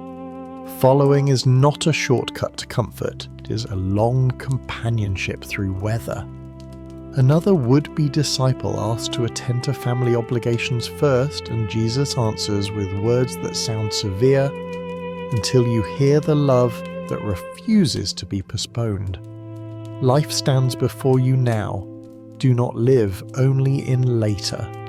Rest does not wait at the end of frenzy. It travels with the one you choose to trust today. Night finally folds itself around the village like a shawl. Lanterns brighten doorways where only hours ago sorrow had sat. Simple sounds return, and the splash of water, a child's laugh from a courtyard, a dog circling before sleep. The leper, now clean, is somewhere practicing how to stand near without apology. The servant healed at a distance is helping clear bowls, still surprised when his fingers don't tremble. Peter's mother-in-law smiles at a pot that refuses to boil over, as if even the kitchen has learned gentleness. Jesus slips away for a while into a pocket of quiet. Healing drains, not because he is scarce, but because he is human and chooses fatigue rather than distance. He rests where his Father's voice can reach him without effort. Prayer here is not labour, it is breathing. The disciples learn to read the slight angle of his shoulders that means solitude has called his name. They let him go, trusting that the fountain of mercy is renewed not by crowds but by communion. You might sit on the edge of your own bed and let these hours pour over you. Think of the touch that dignifies you where shame once kept you apart. Think of the words spoken over distances you cannot cross. Think of fever cooled in rooms no one noticed but God. These are not just old stories, they are maps. 1 or 2 lines may want to keep watch over your night. Small, sufficient. I am willing, be clean. Or from the centurion's wisdom, an echo you can breathe when you cannot fix. Only say the word. If you worry about being worthy of help, notice the sequence again. No test, no audition, just need. And a love that meets it as if meeting itself. Let that ease your spine into the mattress. Let it loosen your jaw. Let it steady the pace of your heart. You are not required to manage your own healing in the dark. You're invited to rest in the hands that chose touch over distance, presence over policy. Tomorrow will hold crossings and storms, but tonight has given you this. Compassion sturdy enough to carry you even when the boat rocks. Close your eyes, let the crowd disperse from your mind's square. Keep only the sentences that matter. I am willing, only say the word, and as sleep comes, soft-footed, unhurried, know that the one who healed by touch and by word keeps watch where you are, willing still. The road from the mountain curls through villages where doors are left on the latch and bread cools on windowsills. After long listening, the people return to their days with lighter steps, and Jesus comes down among them like rest walking. Word moves faster than footsteps. By the time he reaches the first square of packed earth, a small crowd has already gathered, not clamouring, only holding their breath the way people do, when hope might have arrived without making a scene. From the edge of the lane, a man steps forward with the caution of someone who has long practiced keeping distance. Leprosy has taught him to mark himself as danger, to speak warnings about his own presence, to live as a shadow in a sunlit world. He kneels, and even the gesture looks careful, as if he's apologizing to the dust. His sentence is simple, shaped by years of silence. If you are willing, you can make me clean. He does not barter. He does not perform faith. He just tells the truth with his whole body. The crowd inhales. No one reaches for him. That is the rule the world has learned. But Jesus moves the way water moves around a stone, sure, quiet, unhindered, and places his hand upon skin that has forgotten the grammar of human touch. The sentence he chooses is shorter than the man's fear, and longer than all the lonely years. I'm willing, be clean. The words land like rain on a roof, like balm on a burn. What happens next does not ask for explanations. The ache loosens. Numb places remember how to feel. Shame, uninvited guest that it is, stands and leaves. People have seen healings told in loud voices and branded with boasting. This is not that. Here, compassion is authority. The man stands, not taller, just truer, like a door that finally opens because the hinge has been mended. Jesus asks for quiet gratitude rather than spectacle, a return to community more than applause. Show yourself to the priest, he instructs in the old way, a kindness that gives the man back his life within the rhythms that shaped him. Being restored is more than having pain removed. It is being returned to belonging. The road bends toward Capernaum, where a centurion meets him, an outsider by uniform, a neighbour by the tenderness in his eyes. He does not lay his hand on the hilt. He lays his concern at Jesus' feet. A servant at home is paralysed and suffering terribly. Rank cannot solve this. Authority has limits that uniforms cannot hide. Jesus offers to come, and the man shakes his head, not from pride, but from the humility of someone who knows the shape of true command. If he can tell a soldier to go or come and be obeyed, how much more can Jesus say one line into the sickness and be heard? Only say the word, he murmurs, and a hush spreads like light under a door. Jesus marvels, not at rank, not at rhetoric, but at trust that is content with distance because it knows presence is not confined by rooms. He speaks a sentence that walks where he does not. The servant is healed in that hour. Somewhere a house that smelled of fever now smells like soup and relief. Somewhere a boy sits up blinking, as if waking from a winter he did not remember entering. The centurion's face loosens into gratitude that does not need to own anything. He simply receives.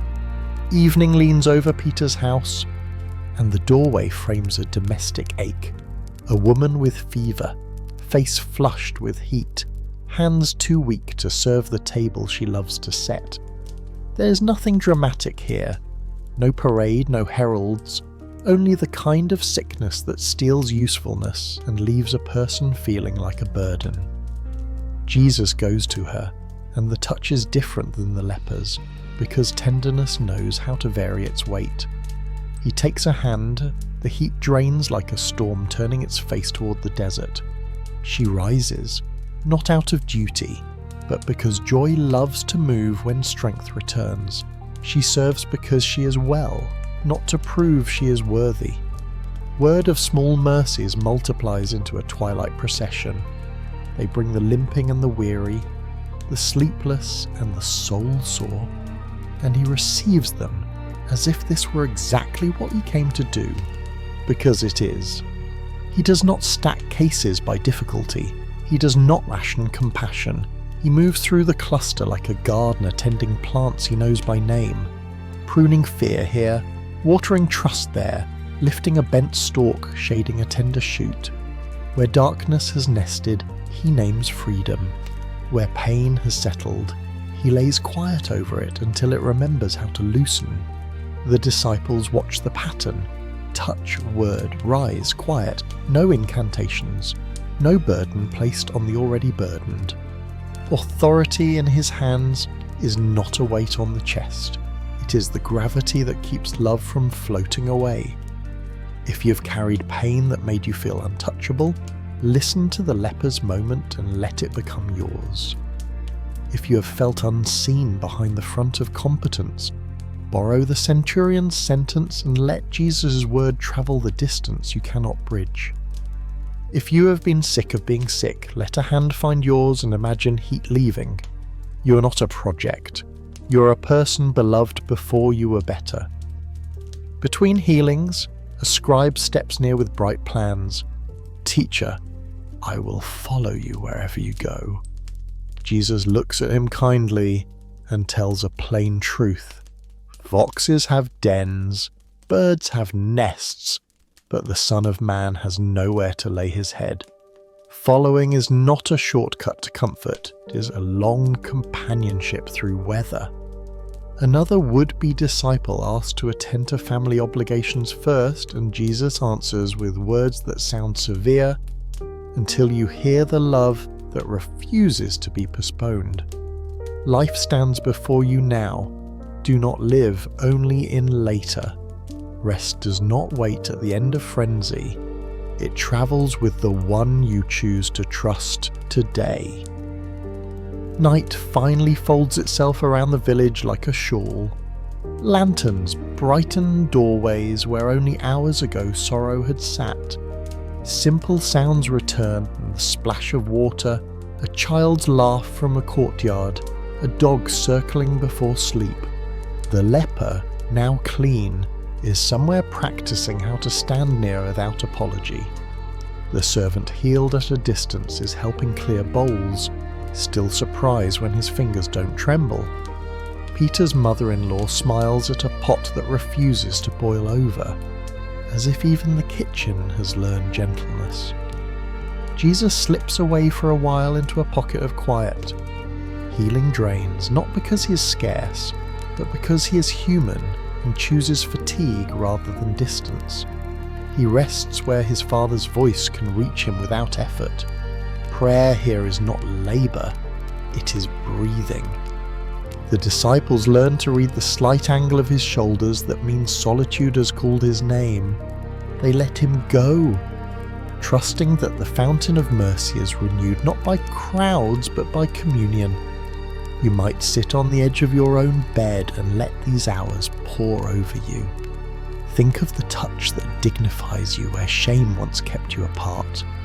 Think of the words spoken over distances you cannot cross. Think of fever cooled in rooms no one noticed but God. These are not just old stories, they are maps. 1 or 2 lines may once keep watch over your night. Small, sufficient. I am willing, be clean. Or from the centurion's wisdom, an echo you can breathe when you cannot fix. Only say the word. If you worry about being worthy of help, notice the sequence again. No test, no audition, just need. And a love that meets it as if meeting itself. Let that ease your spine into the mattress. Let it loosen your jaw. Let it steady the pace of your heart. You are not required to manage your own healing in the dark. You're invited to rest in the hands that chose touch over distance, presence over policy. Tomorrow will hold crossing and storms, but tonight has given you this. Compassion sturdy enough to carry you even when the boat rocks. Close your eyes, let the crowd disperse from your mind's square. Keep only the sentences that matter. I am willing, only say the word, and as sleep comes, soft-footed, unhurried, know that the one who healed by touch and by word keeps watch where you are, willing still.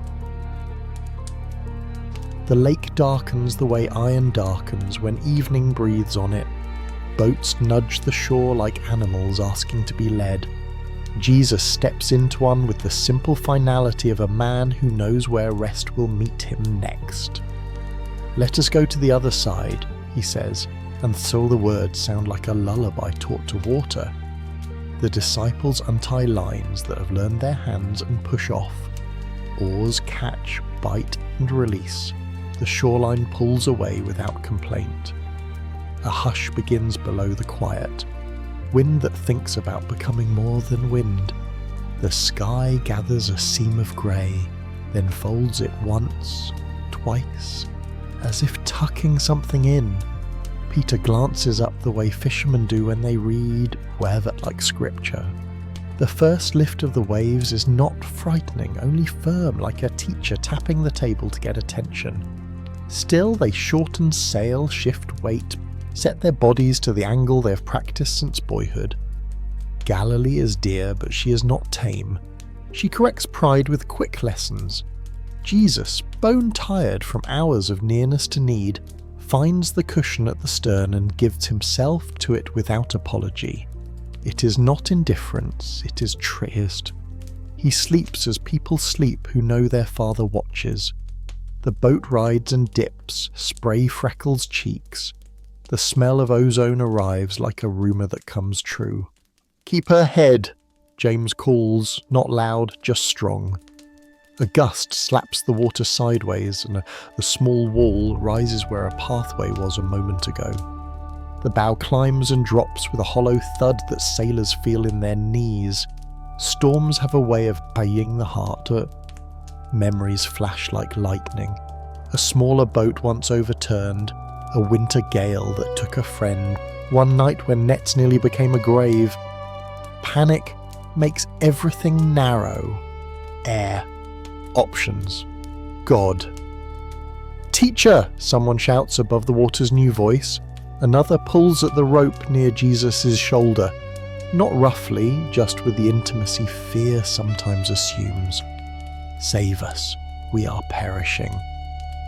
It is the prayer storms draw from honest lungs. There is no flourish in it, only truth. Jesus wakes the way dawn wakes, present before you realize it. He sits up and even that small movement steadies something no weather can touch. His eyes take in the men first, not the waves. "Why are you afraid, O you of little faith?" His tone is not ridicule, it is remembrance. It invites them back to what they already know but lost hold of when the wind raised its voice. The question itself begins to quiet the deck. Then he stands, the way someone stands who is at home in every room of creation, and speaks into the howl with a sentence that holds more authority than volume. He rebukes the winds and the sea. The words are not recorded for us here, but their effect is a hush, like the breath you hold when a child finally stops crying. The water slumps from anger to exhaustion, and then to gentleness. Waves unknot their fists and lie down. The wind remembers where it came from and leaves by that path. The boat, surprised by the sudden agreement beneath it, rocks once more, then floats like a leaf that has found the slow part of the stream. The disciples look at each other with faces newly washed by calm. "What sort of man is this?" someone whispers, "that even winds and sea obey him?" They are not embarrassed by their fear. They are relieved by a presence stronger than it. Relief looks like laughter that arrives before anyone tells a joke. It looks like shoulders dropping as the body learns again that trust has weight-bearing bones. Peter touches the gunwale with a palm and feels the simple gratitude of wood under hand, of a foot finding floor after stumbling air. The storm did not invent their need, it revealed it. And the calm did not make them brave, it made them honest about who keeps boats afloat and breathes peace into rooms with no windows. You may sit with them now in the boat that smells like rope and recent rain. Let your pulse match the small slap of water against the hull. Let your breath follow the lake's new rhythm, slow in or slower out. Think of the fears that learned your name today, the message you dread, the bill that presses, the memory that arranges itself at the foot of your bed. You do not have to pretend those waves are small. You can name them and still let your eyes find the one who sleeps because the Father does not. Save us is a perfectly good prayer for nights like this. No arguments, no strategies, just the truth that you cannot row your way to quiet. And then, if you can bear it, let his question sit beside you. Why are you afraid? Not scolding, asking, what story did fear tell you about this boat, about this lake, about this God? Let the answer rise and look at it in the new stillness. Often fear told you that you were alone, that the storm was in charge, and that waking Jesus required a faith you did not possess. None of those sentences were true. The moon edges through thinning cloud and lays a silver road across the water. Jesus rests again, but the rest is different, no. It is shared. The disciples have learned that sleep in storms can be an act of faith, not denial. A small joke passes between two friends, something about James's hair and the wind's sense of humour, and the laugh is the kind that unlocks the chest. Nets drip, oars settle, a gull cries as if called back to the business of being a gull. They pull for the far shore with the renewed steadiness of men who trust more than weather. There will be trouble waiting, there often is on the other side, but trouble will not be their weather. Jesus will. The lake has taught them a grammar for future sentences. When panic arrives, look for presence. When waves rise, reach for the simplest prayer. When hush comes, let it teach you that the one who can silence storms can also quiet thoughts. They do not put this into a creed that night. They put it into muscles, into how they will grip the next oar, how they will listen the next time sky darkens. If a short verse wants to keep you company as you settle, let it be this one, soft as a hand smoothing a blanket. Even the winds and the sea obey him. Or borrow the question if it soothes rather than stings. Why are you afraid? Hear it as the invitation to remember, not to perform courage, but to consent to safety. Imagine Jesus rising within the small boat of your room. speaking into the whirring gears of your mind with a word that needs no echo to be effective. Hush, he says to the wind. Peace. He breathes to the waves. And to you, rest. Somewhere on the lake, another boat rides the same calm. Somewhere ashore, a mother who cannot sleep steps outside and notices that the wind has finally gone to bed. She smiles and goes back in, lighter. Peace travels farther than we think when Jesus speaks it. Tonight it continues across your threshold, sits on the end of your bed like a friend who knows when not to talk and waits while your breath evens. Lay down now as if the boat itself were cradling you. Let the mattress be water gentled by mercy. The pillow a coil of rope that remembers your weight. You're not required to keep watch alone. The one who quieted the storm has not stepped out of your boat. If dreams come, let them be of shorelines found in morning's kindness. If wakefulness lingers, let it rest against his quiet until it grows drowsy. The lake has learned its lesson for the night, so may we. Morning opens the streets like pages, and word moves ahead of Jesus the way sparrows fly ahead of footsteps. A synagogue leader, Jairus, finds him in the press of people and bows lower than rank usually permits. Grief has thinned his voice. His daughter lies still at home, a small room holding too much silence.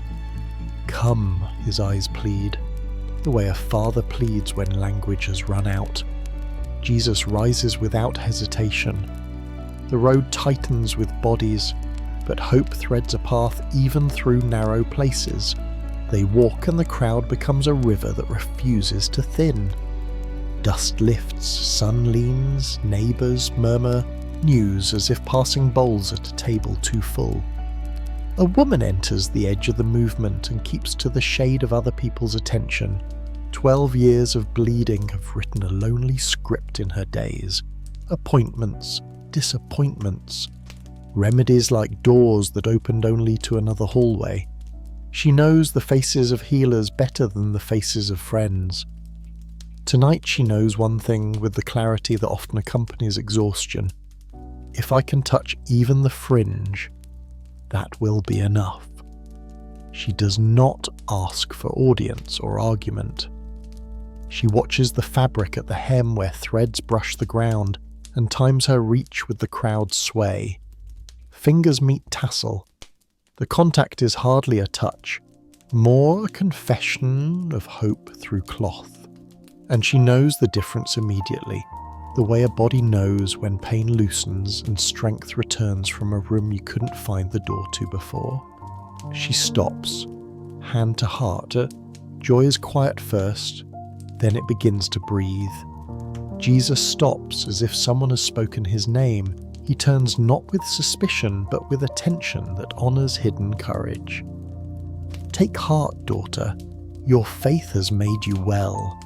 The sentence is short enough to memorise and warm enough to slew up in dunder. Daughter. He returns her to a family the sickness had stolen, like heart. He mends the courage that had frayed from years of waiting. Made well, he names the reality her body already recognises. The crowd briefly becomes a sanctuary that knows how to keep the secret safe and the mercy public at the same time. Jairus' eyes hold gratitude for her even as they hold fear for his child. Hope does this sometimes, teaches us to rejoice with another, while our own request waits in the doorway. Jesus resumes the walk, and the people follow, now changed by a sentence they will whisper later, in kitchens and courtyards. The road tilts toward Jairus' house. Flute players and neighbours have arrived early with sorrow. Grief in that town moves quickly, rehearsed by too many winters. Wailers raise their voices, and the sound knocks at the ribs like wind wanting in. The girl is not dead but sleeping, Jesus says, and laughter arrives, brittle with disbelief. Sleep seems an insult to the ache in the room, but he is not arguing with grief. He is telling it the truth it cannot yet see. He asks the noise to wait outside. The house exhales when the door closes. The room where the child lies is small, familiar. Braid hanging from a peg, a doll with one eye, a clay bowl with a chip where little hands learn to carry water. Light stands at the window as if uncertain whether it is welcome. He takes her hand. This is his way. Touch where others step back. Nearness where others defend themselves with words. Her skin is cool, like morning against the palm. In the hush, you can almost hear the shift. Breath remembered, pulse persuaded, colour lifting from beneath the surface like dawn deciding the day will be kind. She opens her eyes the way a sleeper opens them when a beloved voice is the first sound, without panic, without confusion, as if returning to the exact story she left mid-sentence. She sits. The room learns a new kind of silence, the kind that follows wonder when it has finally arrived. "Give her something to eat," he says. It is such an ordinary instruction that it rescues the moment from becoming spectacle. Bread steadies miracles, soup keeps them human. Jairus' wife laughs the kind of laugh people make when the body cannot hold this much relief in stillness. She moves, cup, loaf, salt, her hands remembering their errands with gratitude. The girl chews, and the house becomes safe again, as if a storm had apologized and put every chair back where it belonged. News collects itself and runs ahead down the street, scattering the hired sorrow and calling neighbours to joy they did not dare practice. But inside, Jesus lingers with a gentleness that refuses to turn a child into a headline. He does not gather trophies, he returns daughters. He does not claim credit loudly, he leaves homes stronger than he found them. If you listen closely, you can hear the house itself relax. Walls that had been braced for morning learning, again the posture of an ordinary afternoon. Two healings share this chapter, a hidden touch in a crowd and a public rising in a quiet room, and together they teach the heart how to approach its own needs. One comes low and secret, asking only for the hem. One collapses decorum entirely, begging with the Father's open ache. Both are received. Faith does not have a single volume. The woman's whisper and the leader's plea find the same ear. If you have longed to be well and longed to be whole, and grown tired of the vocabulary of longing, borrow theirs. A reach, a request. That is enough to begin. There is a sentence the disciples will remember when their own storms wake at midnight. He felt the touch of faith, not the pressure of elbows or the bump of accidental contact, but faith, even when it expressed itself as shy desperation. If you feel you have nothing but a small reach left, know this: heaven notices small reaches as if they were trumpets. Or this other line, spoken into a house braced for grief: the girl is not dead but sleeping. We are not instructed to deny sorrow. We are invited to consider that Jesus' vocabulary for death sounds like a parent's for nap when he stands in the room. If memory has kept you on the fringes, come close enough to touch anything that belongs to him, a prayer said softly, a few words of scripture, a song remembered from childhood. If dread has turned your home into a place where goodbye rehearsals never quite stop, let his presence cross the threshold. He will take the smallest hand as if it were the whole world and return it to breakfast, to laughter, to ordinary mercies that feel new because they were almost lost. When the girl is fully herself again, braid adjusted, crumbs found at the corner of her smile, Jesus steps back into the day. Light follows. The musicians, dismissed, find themselves playing a softer tune as they leave. as if sorrow had been hired for the wrong house and relieved, could finally rest too. Neighbours stand in clusters, speaking low, not from fear but reverence.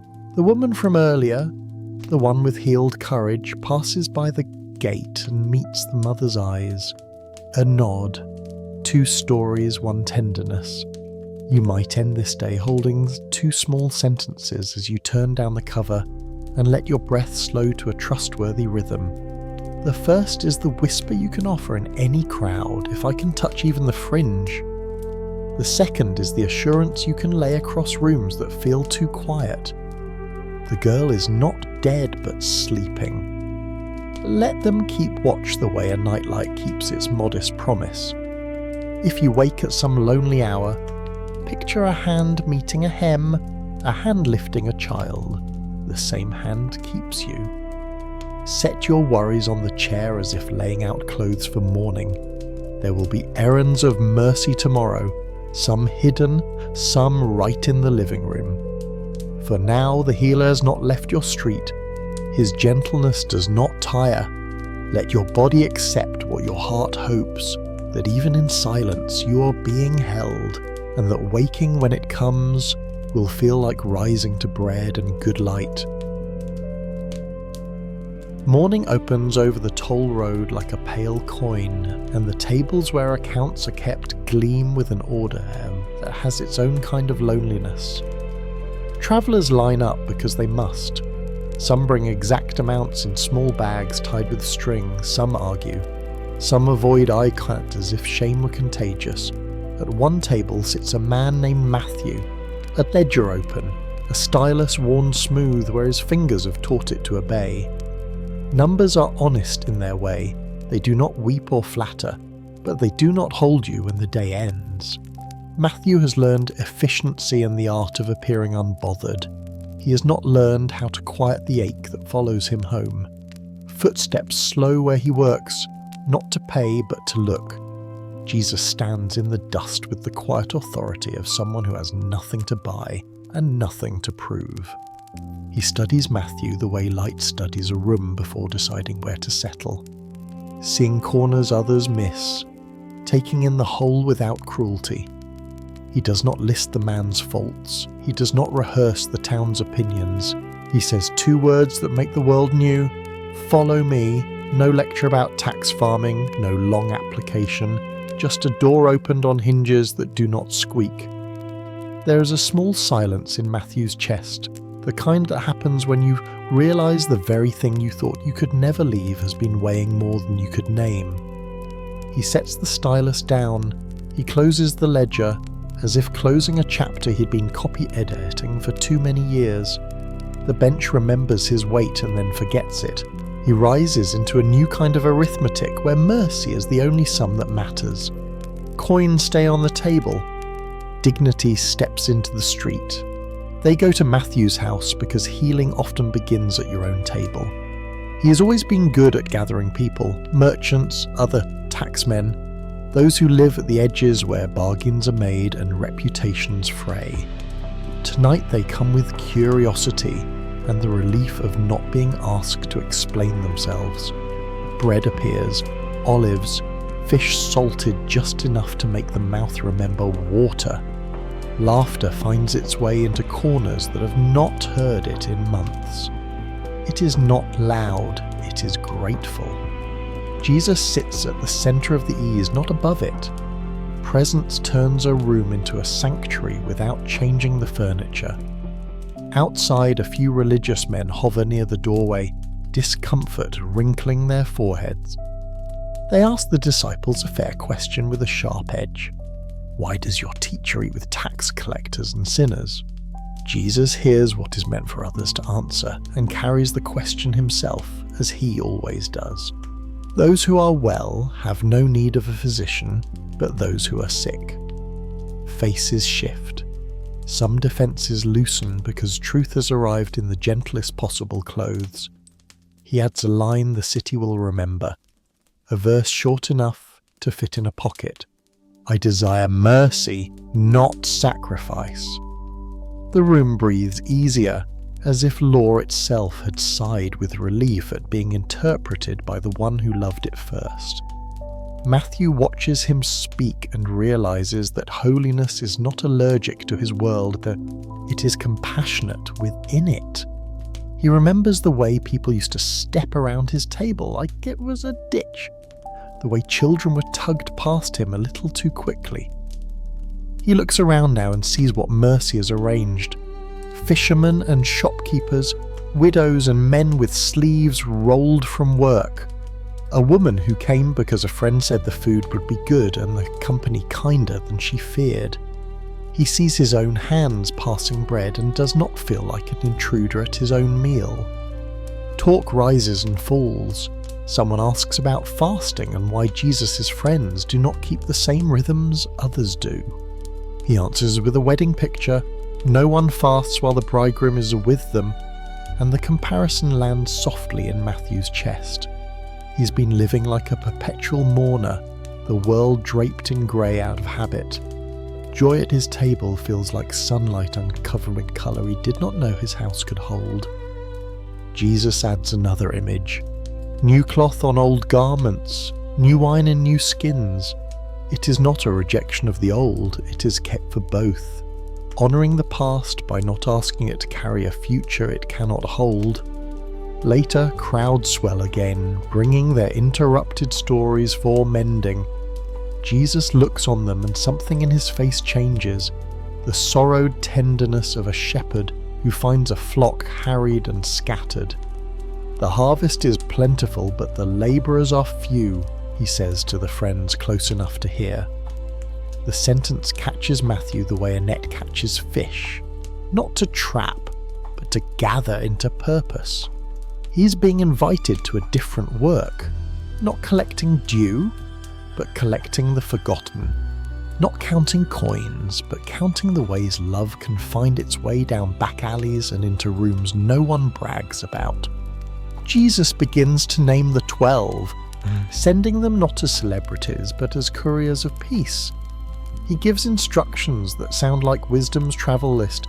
Carry little, depend much, bless houses. If received, let your peace rest. If refused, do not argue the dust into kindness. He does not promise applause, he promises presence. You will be brought before councils, he says plainly, but do not be anxious how you are to speak. The Spirit will be there, giving words shaped like healing and courage. Matthew listens with the attention of a man who has spent years crafting sentences to justify himself. Tonight he learns another grammar. Let God speak through your small yes. He speaks too of sparrows sold for a coin and hares counted without hurry. The arithmetic is different here. Nothing is lost track of, no one is beneath notice. Courage begins to replace the carefulness that has governed Matthew's posture. He learns the difference between caution that is love's prudence and caution that is fear's disguise. Jesus is not sending them to win arguments. He is sending them to announce nearness. The kingdom of heaven is at hand, and to act like it. Heal, raise, cleanse, free. Freely you have received, freely give. A question rises around the table as the night goes on. What does it look like to enter a house with peace? Jesus makes it concrete. Stand in the doorway with blessing, not inspection. See the people before you see their faults. Offer simple presents before complex advice. Eat what is set before you with gratitude. If that home cannot abide your peace, do not curse, carry your peace with you intact. Peace is not fragile, listen. It does not depend on reception to remain real. Later, when footsteps grow fewer and lamps burn lower, Jesus looks at Matthew with that way he has of making one person feel singularly seen in a room full of beloveds. There is no speech, only an exchange. The heart knows how to translate. I chose you here at your table. I will teach you at many tables. I will sit with you again at the world remade. Matthew feels something he has not felt in years, belonging that does not check his pockets on the way in. If you have your own ledgers, lists of what you owe, and what you fear others think they are owed by you, place them on the table of this chapter. Hear the two words that do not shame and do not delay. Follow me. If you wonder whether you are allowed to bring your friends, your habits, your wounds to the same table, watch how Jesus sits in the middle of it all without flinching. He is not contaminated by your life. His life is generous enough to make yours clean. You may carry away 2 small sentences as you slip beneath your covers and let sleep set its hand between your shoulder blades. First, I desire mercy, not sacrifice. Let it untie the knots in your conscience that are made of trying too hard in the wrong places. Second, the harvest is plentiful, but the labourers are few. Let it turn dread about tomorrow into a vacation for kindness. There will be opportunities to bless. You will not run out of ways to do good. You will not do it alone. Choose one house, maybe your own, where you will arrive tomorrow with peace in your hands like warm bread. Choose one person for whom you will be a new wineskin, flexible enough to hold the kindness God is pouring now. Then surrender the bookkeeping of your soul to the one who has already balanced the only account that matters. Close the ledger. Open your hands. The teacher who came to your table remains at your side, and morning, when it comes, will find you kept. Afternoon light rests on the water like a blessing laid gentle on a brow. The crowd presses near again, not with the sharp elbows of urgency, but with the humble curiosity of people who have learned that truth, when spoken by this voice, arrives as comfort more than critique. Jesus steps into a boat and sits a few paces off the shore, so the words can travel without being jostled.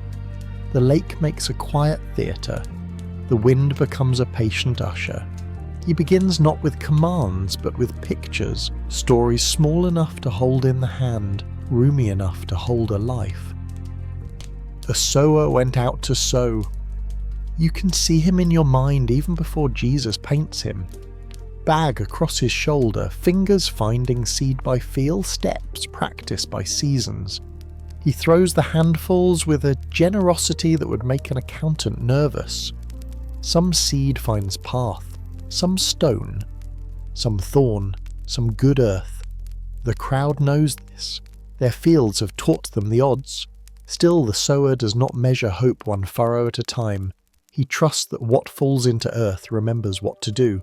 The story lands like seed upon the listeners, some on busy minds, some on thin patches of attention, some in hearts that have made room. He who has ears, let him hear, Jesus says, and the sentence is more invitation than riddle. Hearing in his mouth is not just sound, it is hospitality.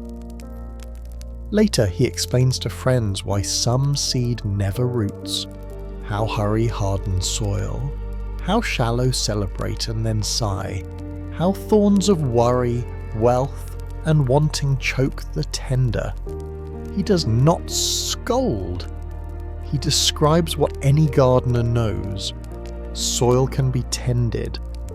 Paths can be broken up by patience, stones lifted one by one, thorns pulled with care that keeps future roots safe. The good soil is not glamorous, it is simply honest and ready. The harvest, when it comes, laughs at early math, 30, 60, 100-fold, a kind of plenty that makes neighbours shake their heads and grin. He moves to another picture while hands are still nodding with the first. The kingdom of heaven may be compared to a man who sowed good seed in his field. At night, an enemy scatters weeds in the same furrows. This is a story everyone knows without wanting to. Good work spoiled by petty cruelty. Gardens interrupted by what no one planted. Workers want to pull, to purify, to fix the field before lunch. The master says no. Roots tangle. Zeal for tidiness hurts wheat. Let both grow together until the harvest. It is a sentence for the anxious heart that worries holiness means constant uprooting. Sometimes faithfulness looks like patient tending while you wait for wisdom's timing. There will be a day for sorting, but it is not this day, and it is not your burden to carry alone. A child near the water's edge turns a pebble with her toes, while Jesus chooses the tiniest measure for his next image. It is like a grain of mustard seed. You could lose it in the lines of your palm. Planted, it refuses to remain a suggestion. It becomes a shrub big enough for birds to build addresses among its branches. The crowd smiles at the audacity of such smallness turning into shade. Likely someone thinks, perhaps I already hold enough faith for this evening. He speaks of leaven next, 3 measures of flour. A woman's hands working quiet yeast through dough until all of it rises. The kingdom is not always trumpet. Often it is fermentation, hidden goodness swelling into loaves while you wash a bowl and hum a line you do not realize is prayer. When questions tilt toward the problem of paradox, small beginnings, large ends, mixed fields, patient masters, Jesus tells 2 treasure stories that lean supremely into desire. A man, walking an ordinary path, finds a treasure hidden in a field. He covers it, goes home with a heart laughing in his ribs, sells what can be sold and empties what can be emptied, and buys the land for joy, not duty. No one has to persuade him to be generous with his possessions. The treasure has already rearranged his values. Then a merchant, no accidental wanderer but a professional of beauty, finds a pearl of great price. He recognizes in a moment what a lifetime trained him to see, and trades lesser pearls for the one that makes his breath catch. The kingdom, Jesus is saying, is worth both the impulsive leap of the surprised and the decisive choice of the seasoned. Either way, joy pays the bill. There is a kindness in how these stories travel, from soil to patience, seed to shelter, leaven to quiet transformation, treasure to the reordering of a life. The crowd hears rhetoric that never raises its voice and still turns whole towns gentler.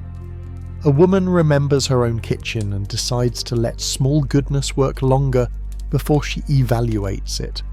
A farmer resolves to keep his hands off a patch of weeds until harvesters, not hot tempers, choose. A boy touches the surface of the lake and imagines birds resting in a tree grown from something you could lose in your pocket. The disciples tug at the edges of understanding. Jesus, pleased, offers one more net-sized picture. A dragnet thrown into the sea gathers fish of every kind. When it is full, the sorting happens on the shore. Judgment belongs at the end and to hands steadier than ours. For now the net must be faithful to its work. Wide, patient, strong enough not to tear when the catch is mixed. The image relieves something in men tempted to curate outcomes. Your job is to cast and to pull in company. God loves the shore and is good at mornings. When the hush ripens, Jesus asks the gentlest of checks, "Have you understood all these things?" They nod, imperfectly honest but sincerely willing, and he smiles, calling them scribes trained for the kingdom, householders bringing out of their treasure what is new and what is old. It is a sentence that blesses memory without imprisoning it, welcomes novelty without discarding inheritance. The parables themselves are this: old earth, new seed, familiar kitchens, surprising yeast. As the crowd thins, people carry away not arguments but images, portable sanctuaries to stand in during tedious afternoons and midnight frets. If your evening mind feels trampled like a path by day's foot traffic, picture a patient hand breaking up the hard with a small tool and steady rain. If your hope feels shallow, smooth on rocks of earlier disappointments, Imagine adding soil a cup at a time, listening longer, resting more honestly, letting roots try again. If worry briars climb your thoughts, practice pulling one thorn without tearing the tender nearby. Set limits without scolding your soul. Do not measure by tomorrow what can only be seen at harvest. You might choose a mustard seed of trust, some tiny obedience easy to overlook. A 5-minute prayer behind a closed door. A note of apology written without protecting your pride. A quiet gift no ledger will capture. Let it go into the ground of this night and stop digging it up to check progress. Or borrow the leaven. Hide a blessing in your routine. One kind sentence, one unadvertised generosity, and let it lift the dough of your day while you sleep. If a short line wants to rest over your pillow, let it be light enough to float and strong enough to hold. He who has ears, let him hear. Hear not as task, but as welcome. You are included in how God speaks. Or another, the kingdom of heaven is like a mustard seed.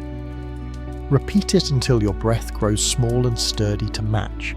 Quiet, consistent, alive underground, where counting cannot see. Before he leaves the boat, Jesus looks at the shore as if it were a field and the people as if they were both soil and sower. He is not discouraged by what is slow. He knows how harvest works. He trusts seeds to be seeds. So may you.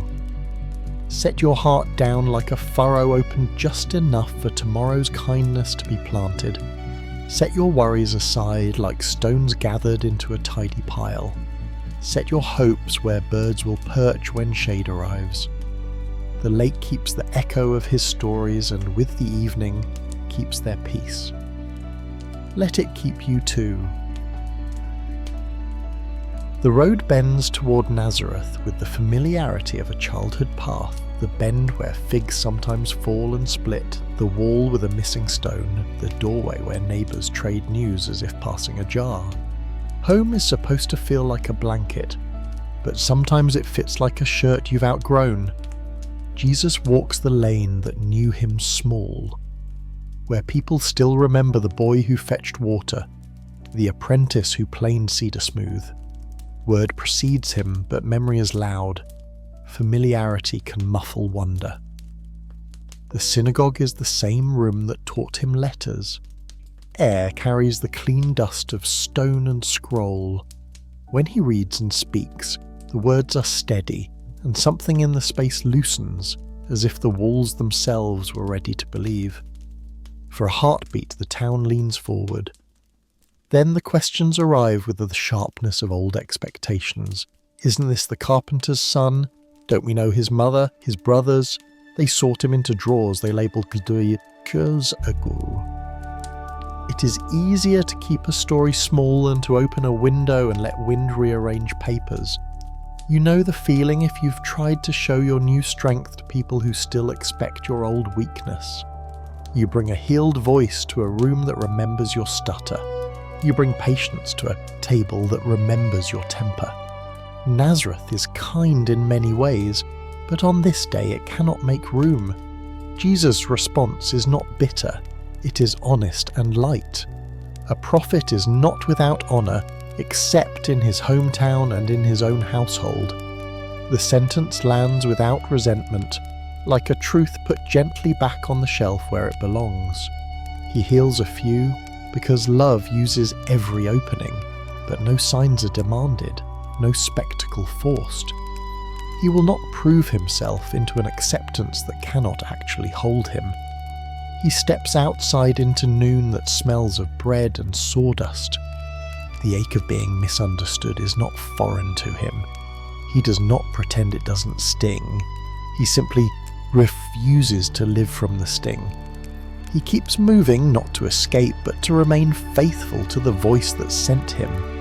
There is a freedom in not needing to win every room. There is a rest in letting God keep the ledger of who sees you and who does not. On the road beyond Nazareth, news arrives like a shadow moving over bright ground. John is dead. the messenger says the words carefully, as if syllables might bruise. Herod's party has done its work. A prophet's voice has been silenced in a cell where no wind could visit. The disciples fall quiet in the way grief teaches. They remember the desert river and a voice like clean thunder, the way John lowered himself so joy could rise in another. Jesus hears, and the sorrow in him is deep and unashamed. He loved his cousin, he loved the truth that lived in him. He loves the world that does this to its prophets. He seeks a quiet place, the way a person turns toward water when the throat burns. He withdraws across the lake to a lonely stretch of land where grasses comb the breeze and stones remember heat. Grief needs room. He gives it a shorter walk. He lets tears be what they are, honour for love, protest against cruelty, prayer without words. The disciples keep a respectful distance, learning by watching that holiness breathes and weeps and does not arrange to survive. Crowds find him anyway. Need like water finds the lowest path. They come with their limps and fevers, their losses and questions, and each step toward him is unsteady with hope. When he sees them, compassion answers grief, not by cancelling it, but by letting it open his hands. He knows John's absence. He also knows the ache in the faces lifted toward him. He moves among them with the gentleness of one who refuses to let pain make him smaller. He touches foreheads and shoulders, speaks quiet words, restores what can be restored. Love is large enough to hold mourning and mercy at the same time. If you have ever tried to carry your own sorrow while still being kind to the world, you know this delicate strength. There are days when you must sit down beside your ache and stay. There are other days when compassion pulls you to your feet and loving another becomes the way your grief breathes. Jesus does both without apology. He teaches us that rest is not always the absence of demand. Sometimes it is the presence of God within demand. Nazareth's doubt and John's death brush the same truth from different sides. You will not always be seen rightly, and goodness will sometimes meet resistance it did not deserve. When that happens, Jesus offers a path that neither fights for applause nor quits the field. He shows us how to let the Father's knowing gaze replace the crowd's opinion, how to let grief soften, not sour the heart. There is a quiet practice here for your night. If some room kept you small today, imagine stepping outside with Jesus into open air. Tell him what they said or did not say, and let him nod because he understands the weight of being misnamed. Then imagine walking with him to a shore where sorrow has permission. Say the name you're missing. Say the hope that died. Let silence be prayer. You're not inconveniencing God by grieving in his presence. You're trusting him with what is most tender. After a while, imagine turning and seeing faces, real ones from your life or ones you carry in prayer. Let compassion come without hurrying it. When it rises, follow it.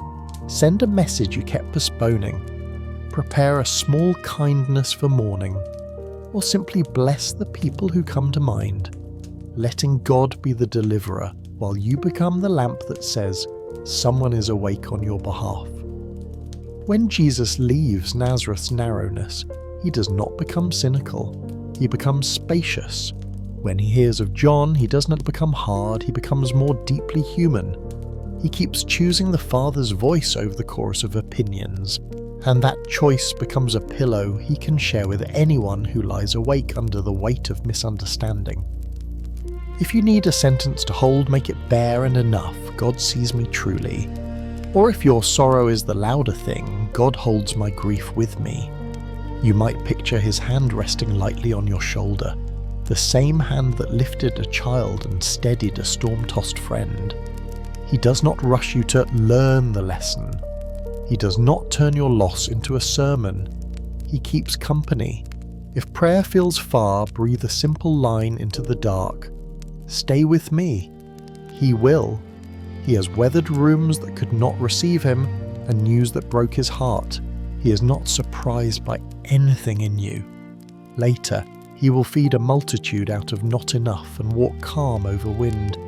But first there is the holy labour of continuing one foot then the next, without letting rejection name you or grief undo you. This too is miracle, endurance without bitterness, tenderness without collapse. The world does not teach this well. Jesus does, and he teaches it in the key of rest. Let your bed become the quiet place he chose. Let the mattress hold what you are carrying. If you need to cry, cry. If you need to sleep, sleep. If you are unsure which, lie still until your body chooses. Whisper the one verse he spoke over his own hometown if it comforts you to share his honesty. A prophet is not without honour except in his hometown and in his own household. Then add your own version. A child is not always understood where she grew up. A man is not always believed where he began, and place both laments into God's hands. When morning comes, it will not demand explanations from you. It will ask only for today's yes. Between now and then, let the Father's gaze keep watch like stars do. Quiet, faithful, never in a hurry. Nazareth will revise its stories in time, or it will not. Herod will boast and fade. The kingdom will keep growing like seed underground, like leaven under cloth, like courage in a heart that has decided to be seen by God more than measured by any other eye. That is rest enough for this night. Evening leans over the hills like a shawl, and the crowd that found him in his grief will not go home hungry. They have followed on tired feet because hope makes feet forget distance. The grass is kind under them, the kind of green that forgives a long day. The disciples, practical with worry that looks like care, count heads and coin. Send them away, they suggest. Not from coldness, but from arithmetic. The sun is lowering like a clock you cannot wind back, and bread is a problem they know no way to solve. How many loaves have you? Jesus asks, and the question sets a soft lantern inside their calculations. They find 5 and 2 fish, a child's small pantry for a town-sized need. The numbers do not argue. They simply stand there, honest and insufficient. Jesus does not scold the scarcity. He organizes the hunger. He has them sit in groups on the grass, as if preparing a family reunion no one remembered to plan. Order itself begins to calm the air. He takes the loaves and looks up, blessing what every sensible person would apologize for. He breaks and gives, the motion of grace becoming supper. The bread keeps answering his hands. Fish pass from palm to palm, a convoy of humility turning into abundance. A hush rides the hillside, the kind of quiet that happens when the body recognizes kindness before the mind knows how to name it. Children eat first because that is the way love thinks. Old men are surprised to feel full without leaving the place where truth was spoken. Mothers tuck crusts into bags because wisdom saves for later, even when later has just been fair. Baskets, 12 of them, fill with what no one thought would have existed at all. The crowd does not cheer, they rest. Relief can be as holy as applause. The disciples look at their hands and find them fragrant with what they could not produce. They are stewards of a generosity that refused to be measured by their inventory. Somewhere within the fullness, a sentence arranges itself for later. Bring what you have, let him bless, distribute, expect enough. The sun slips lower, and Jesus sends them on ahead, back to the lake that has learned his voice. Go before me to the other side, he says. and they obey, reluctant to untie from a shore where hunger has just learned a new word for plenty. He climbs the hill alone. Grief still keeps him company. Gratitude does too. Dusk is an honest friend for prayer. He speaks with the Father in the way only they can. No performance, only exchange, love, answering love. Below, the boat noses out and the first dark rises from the water like breath. Night draws its curtains. Wind lifts from the east and runs its hand against the grain of the lake. The boat tilts and complains. Oars become heavy like thoughts you can't put down. The men row as those who respect both wood and water, but progress shrinks to inches. Hours lengthen. Muscles tremble. They wish for dawn with the ache of men, blessing a horizon they cannot yet see. In the fourth watch, when even sturdy hearts begin to thin, a figure walks the wind's road. At first they read it as fear's favourite fiction. Ghost! Someone gasps, because exhausted minds label mystery with whatever requires the least trust. The shape keeps coming. Ordinary as a man on a morning errand, extraordinary as God wearing spray. The sentence that untangles everything crosses the distance like a warm hand gripping a cold wrist. Take heart, it is I, do not be afraid. 3 phrases, a quick liturgy for storms. Peter, bless him, does not want borrowed courage. He wants personal proof wrapped in companionship. If it is you, command me to come to you on the water. He does not ask for wings, just a word, and Jesus loves this kind of daring that is really dependence. Come, he says, and the water, which had a minute ago argued its case for being unwalkable, admits a second set of steps. For a few beats, the world is exactly as it should be. Obedience holding a man, attention making physics a gentleman. Peter walks, and the night keeps its promise to those who listen. Then the wind finds its theatre voice. Peter looks at it, and the look itself weighs more than the word that was holding him. He sinks the way a thought sinks when fear gets heavier than trust. Lord, save me. No poetry, no preface, just the storm prayer again, and immediately, and Matthew will remember that adverb for the rest of his life. Jesus reaches out and catches him. The rebuke is tender as a towel. O you of little faith, why did you doubt? It is not a courtroom question. It is a friend asking, what story did you start listening to instead of mine? They step into the boat together, and the wind folds itself like a tent being put away. Calm is not a mood. It is a presence. Worship happens without rehearsal. Truly you are the Son of God, someone says. And the confession feels less like a thesis and more like finally calling a familiar face by its true name. They do not argue doctrinal nuance or footnote profits on wet planks. They just let the sentence be what their knees already knew. The lake agrees, laying itself flat as a plate passed down a table of friends. You may sit with them there, taste of salt in your mouth, hands raw, heart unexpectedly quiet. Think of your own not enough that, in his hands, fed more than you imagined. Think of the hour when oars felt like penance and progress like accusation. Think of the voice that found you inside noise with 3 small gifts. Take heart, I am, do not be afraid. Let them keep watch by your bed as if they were friends on rotation. Take heart lays a blanket over your chest. It is I pulls a chair beside you. Do not be afraid dims the lamp without leaving you alone. Choose one practice from the hillside and one from the sea. From the hillside offer what you actually have, however insufficient it looks. Bless before you count.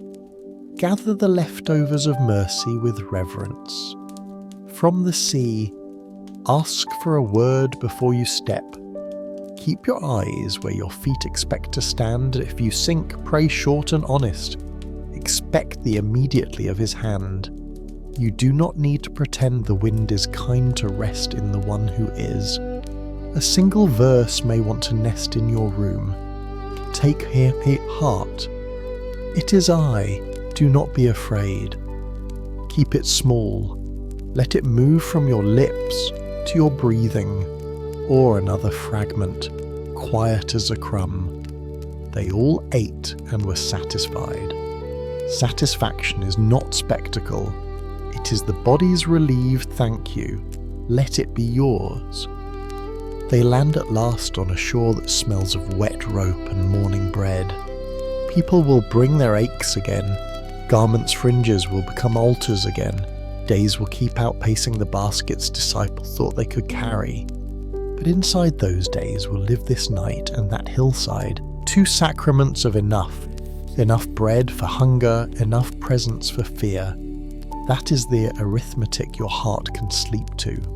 Lay down, count not sheep but baskets, not waves but steps.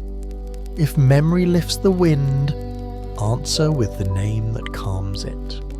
If hunger for assurance returns, offer the little you have, a whispered prayer, a sigh, a hand unclenched on the quilt. Bless it, break it, receive the plenty that is a person. The one who fed thousands and caught a sinking friend keeps this watch too. Rest inside his enough.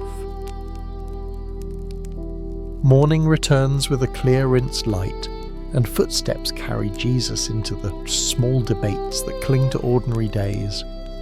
Some Pharisees and scribes arrive from Jerusalem, questions polished by distance resting ready on their tongues.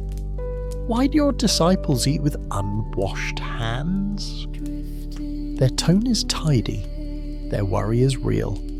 Their focus is narrow enough to miss a person standing right in front of them. Jesus does not scorn the care people take with tradition. He lifts their eyes toward a truer cleanliness. Hands matter, yes, but hearts feed the whole house, so what you cherish inside will season every word you speak, every look you give, every door you open or close.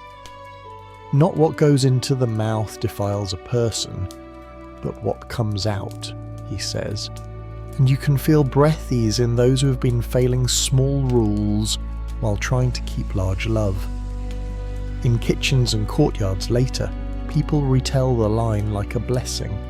Grandmothers who have kept a clean table all their lives smile and add a second lesson. Keep a clean heart too. Wipe it with forgiveness. Rinse it with gratitude, set it with kindness.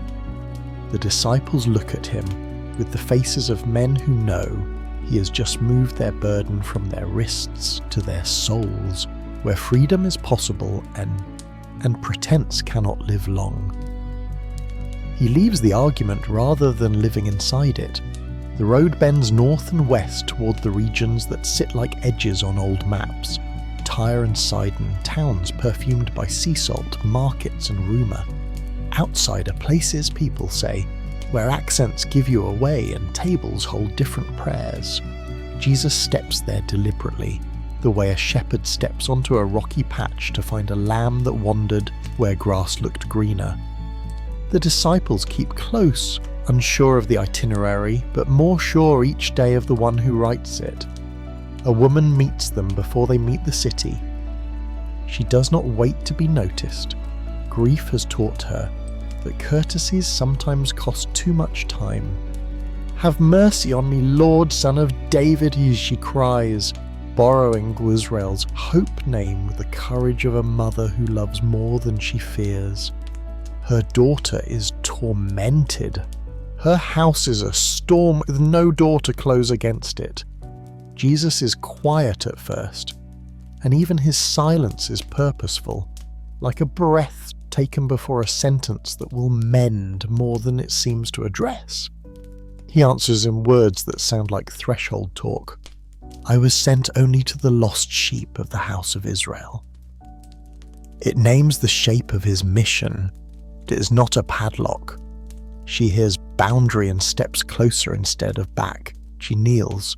Her prayer shrinks to the one verb that fits every hour. Lord, help me. He gives her another hard sentence to hold.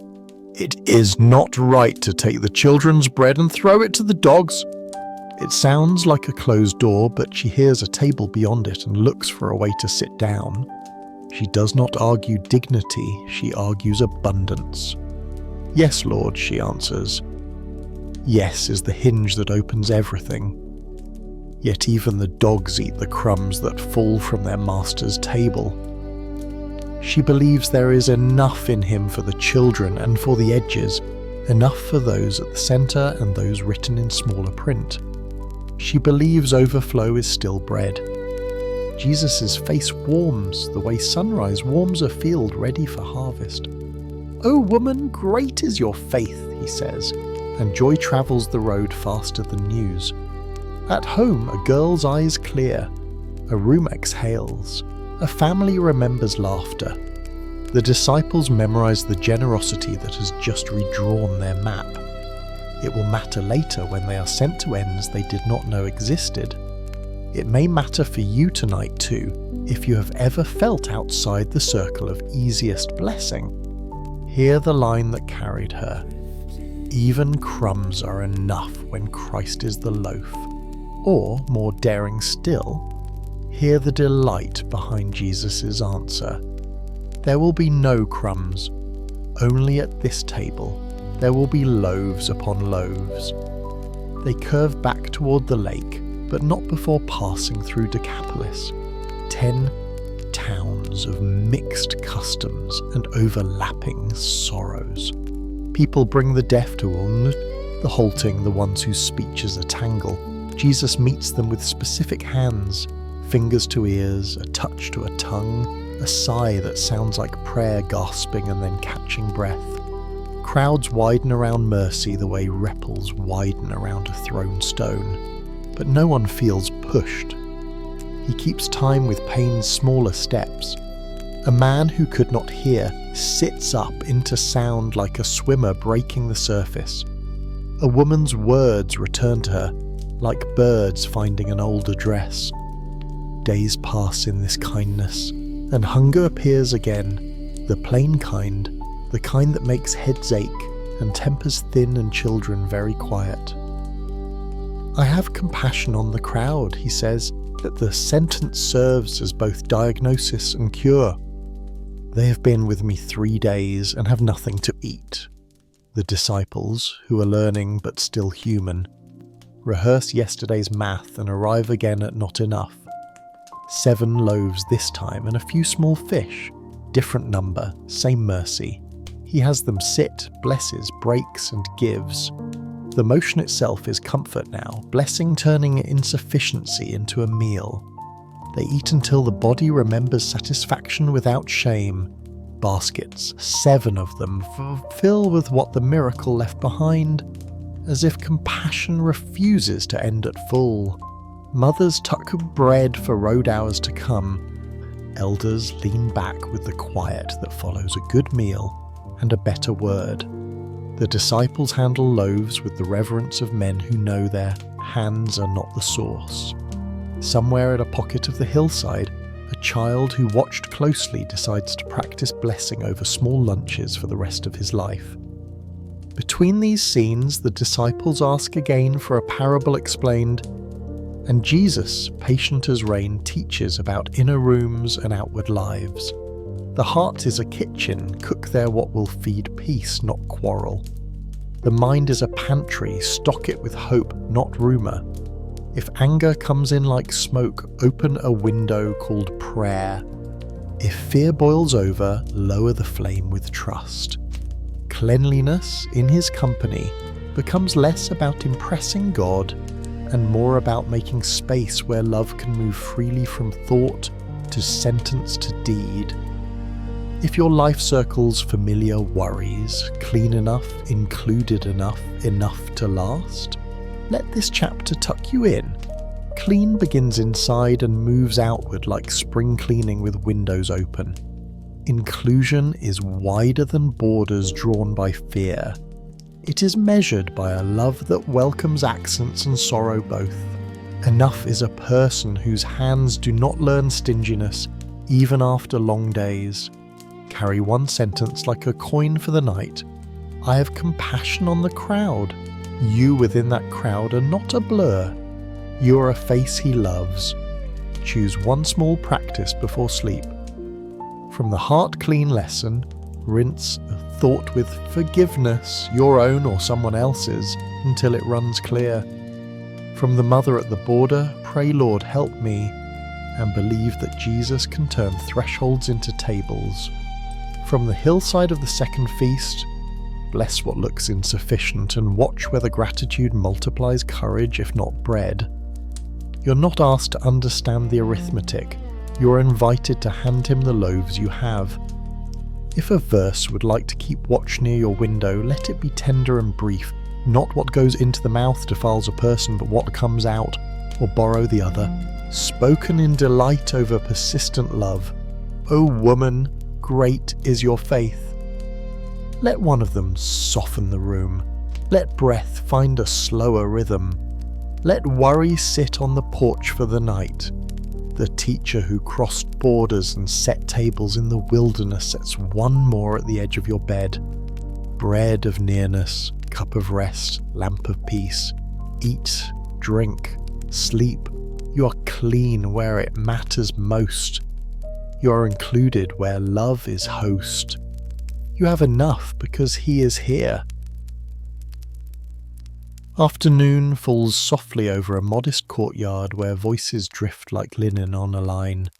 Low, unhurried, woven with the day's dust and kindness. Jesus sits within that ordinary hush and draws a child close, a small figure with knees scuffed from play and eyes that do not yet know how to pretend. The disciples have been measuring importance again, as grown hearts often do when fatigue wears down wonder. He does not scold their question about greatness. He answers by placing the child in the circle, as if to say, "This is the door, and it is lower than pride prefers. Unless you turn and become like children," he tells them, "you will never enter the kingdom of heaven." Turn, such a simple verb, the kind a weary soul can manage even when elaborate vows feel impossible. Turn from performing toward receiving, from proving toward trusting, from ranking toward resting among the loved.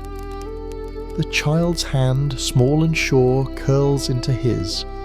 The lesson lives in that grip, dependence without shame, welcome without qualification. He warns them too, in a voice that keeps tenderness at the front even as truth walks in. Do not despise any of these little ones. Angels, he says, behold the Father's face for them. He paints a picture that has already comforted 1,000 midnights and will comfort 1,000 more. A shepherd with 99 reasons to stay and 1 reason to go, shouldering love's math across hills until the lost is found, until joy is louder than counting. The gate stays open while he searches. When he returns, no one lectures the found. They light lamps and carry laughter to the edges of the field. Then he turns their attention toward repair between brothers and sisters, offering a map that preserves dignity. Begin alone with honesty and hope. Bring a friend if truth fares poorly in solitude. Widen the circle only as love requires, never as gossip desires. Heaven listens in such rooms, he says. In fact, a line for the long nights arrives like a pillow placed under a tired head. Where 2 or 3 are gathered in my name, there am I among them. Presence is not a crowd-sized prize. It is the signature on companionship. Peter comes with a practical ache. How many times must I forgive? 7? He thinks he is reaching generously across the ledger. Jesus opens another arithmetic entirely. 70 times 7. Language for uncounted mercy, not to excuse harm, but to keep hearts from becoming museums of hurt. He tells a story about debts that cannot be paid and a king who releases them anyway.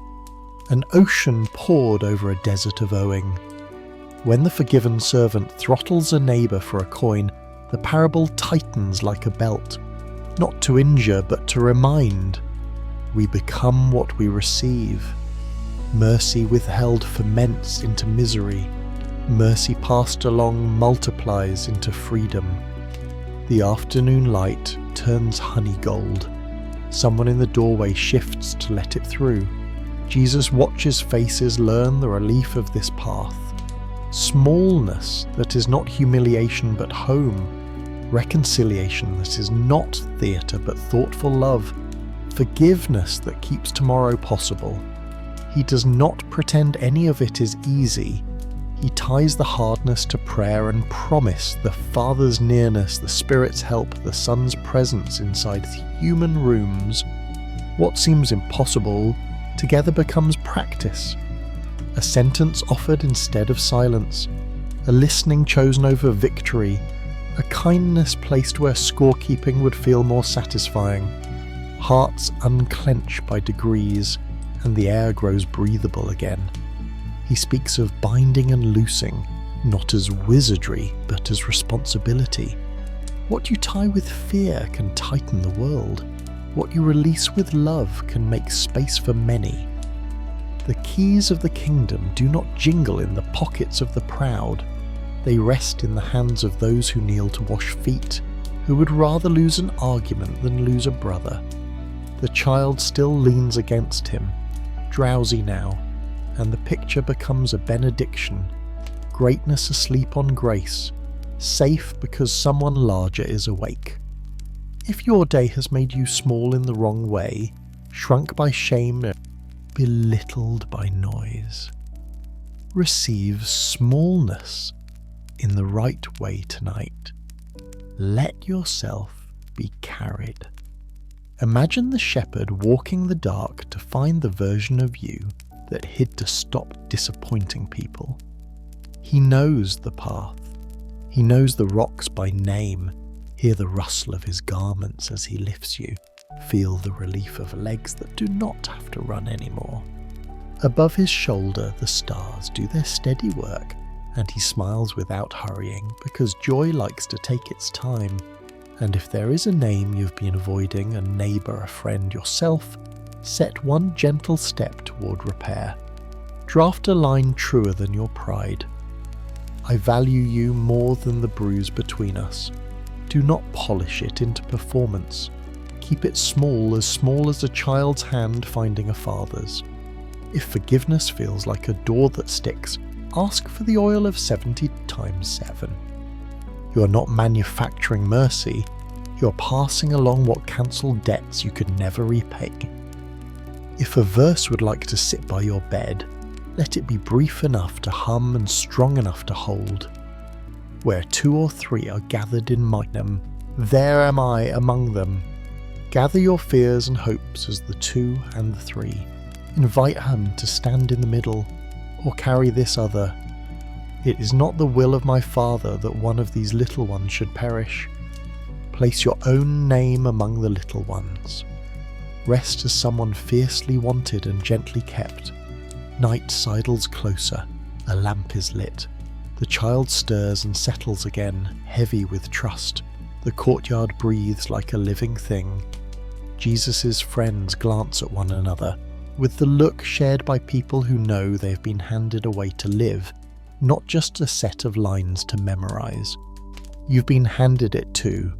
Turn and become, seek and restore, forgive and be free. Tonight, let practice begin with sleep, yielding, trusting, ceasing, being held. Thank you, Lord, for this quiet road through Matthew, the rooms where fear loosened, the shores where storms learned your name, the tables where not enough became enough. Thank you for children who taught us how to enter, For women and men whose courage turned thresholds into tables, for bread broken and shared until satisfaction sang low over the hillside. Thank you for gentle authority that touched lepers, lifted daughters, and steadied sinking friends, for sentences short enough to sleep under and strong enough to wake to. Over this listener, place your hand like evening on warm stone. Bless their breath to lengthen and their thoughts to soften. Where the day left sharp edges, round them with mercy. Where the heart holds a bruise, lay your nearness like a cool cloth. For every name they love, extend protection. For every burden they carry, trade yokes, yours easy, yours kind, yours measure to fit. In their home let peace take the first watch and joy the second. Let angels keep quiet company at door and window. Teach their room the prayer you love to answer, your kingdom come. Let it come in the way they speak tomorrow, clean words from a clean heart. Let it come in the way they forgive, the way they notice the overlooked, the way they rest without apology, gather their fragments, fill their baskets, remind them that crumbs in your company become feasts. And when worry tries the latch in the small hours, speak again the sentence that folded the lake smooth. Take heart, it is I, do not be afraid. Now, beloved Jesus, shepherd and friend, grant this one deep and mending sleep. Send dreams like soft rain over fields, washing dust from leaves. Keep watch as they rest, and wake them when it is time, into morning that feels like blessing. In the name of the Father who knows, the Son who stays, and the Spirit who soothes, peace to their pillow, peace to their house, peace within and around. Amen.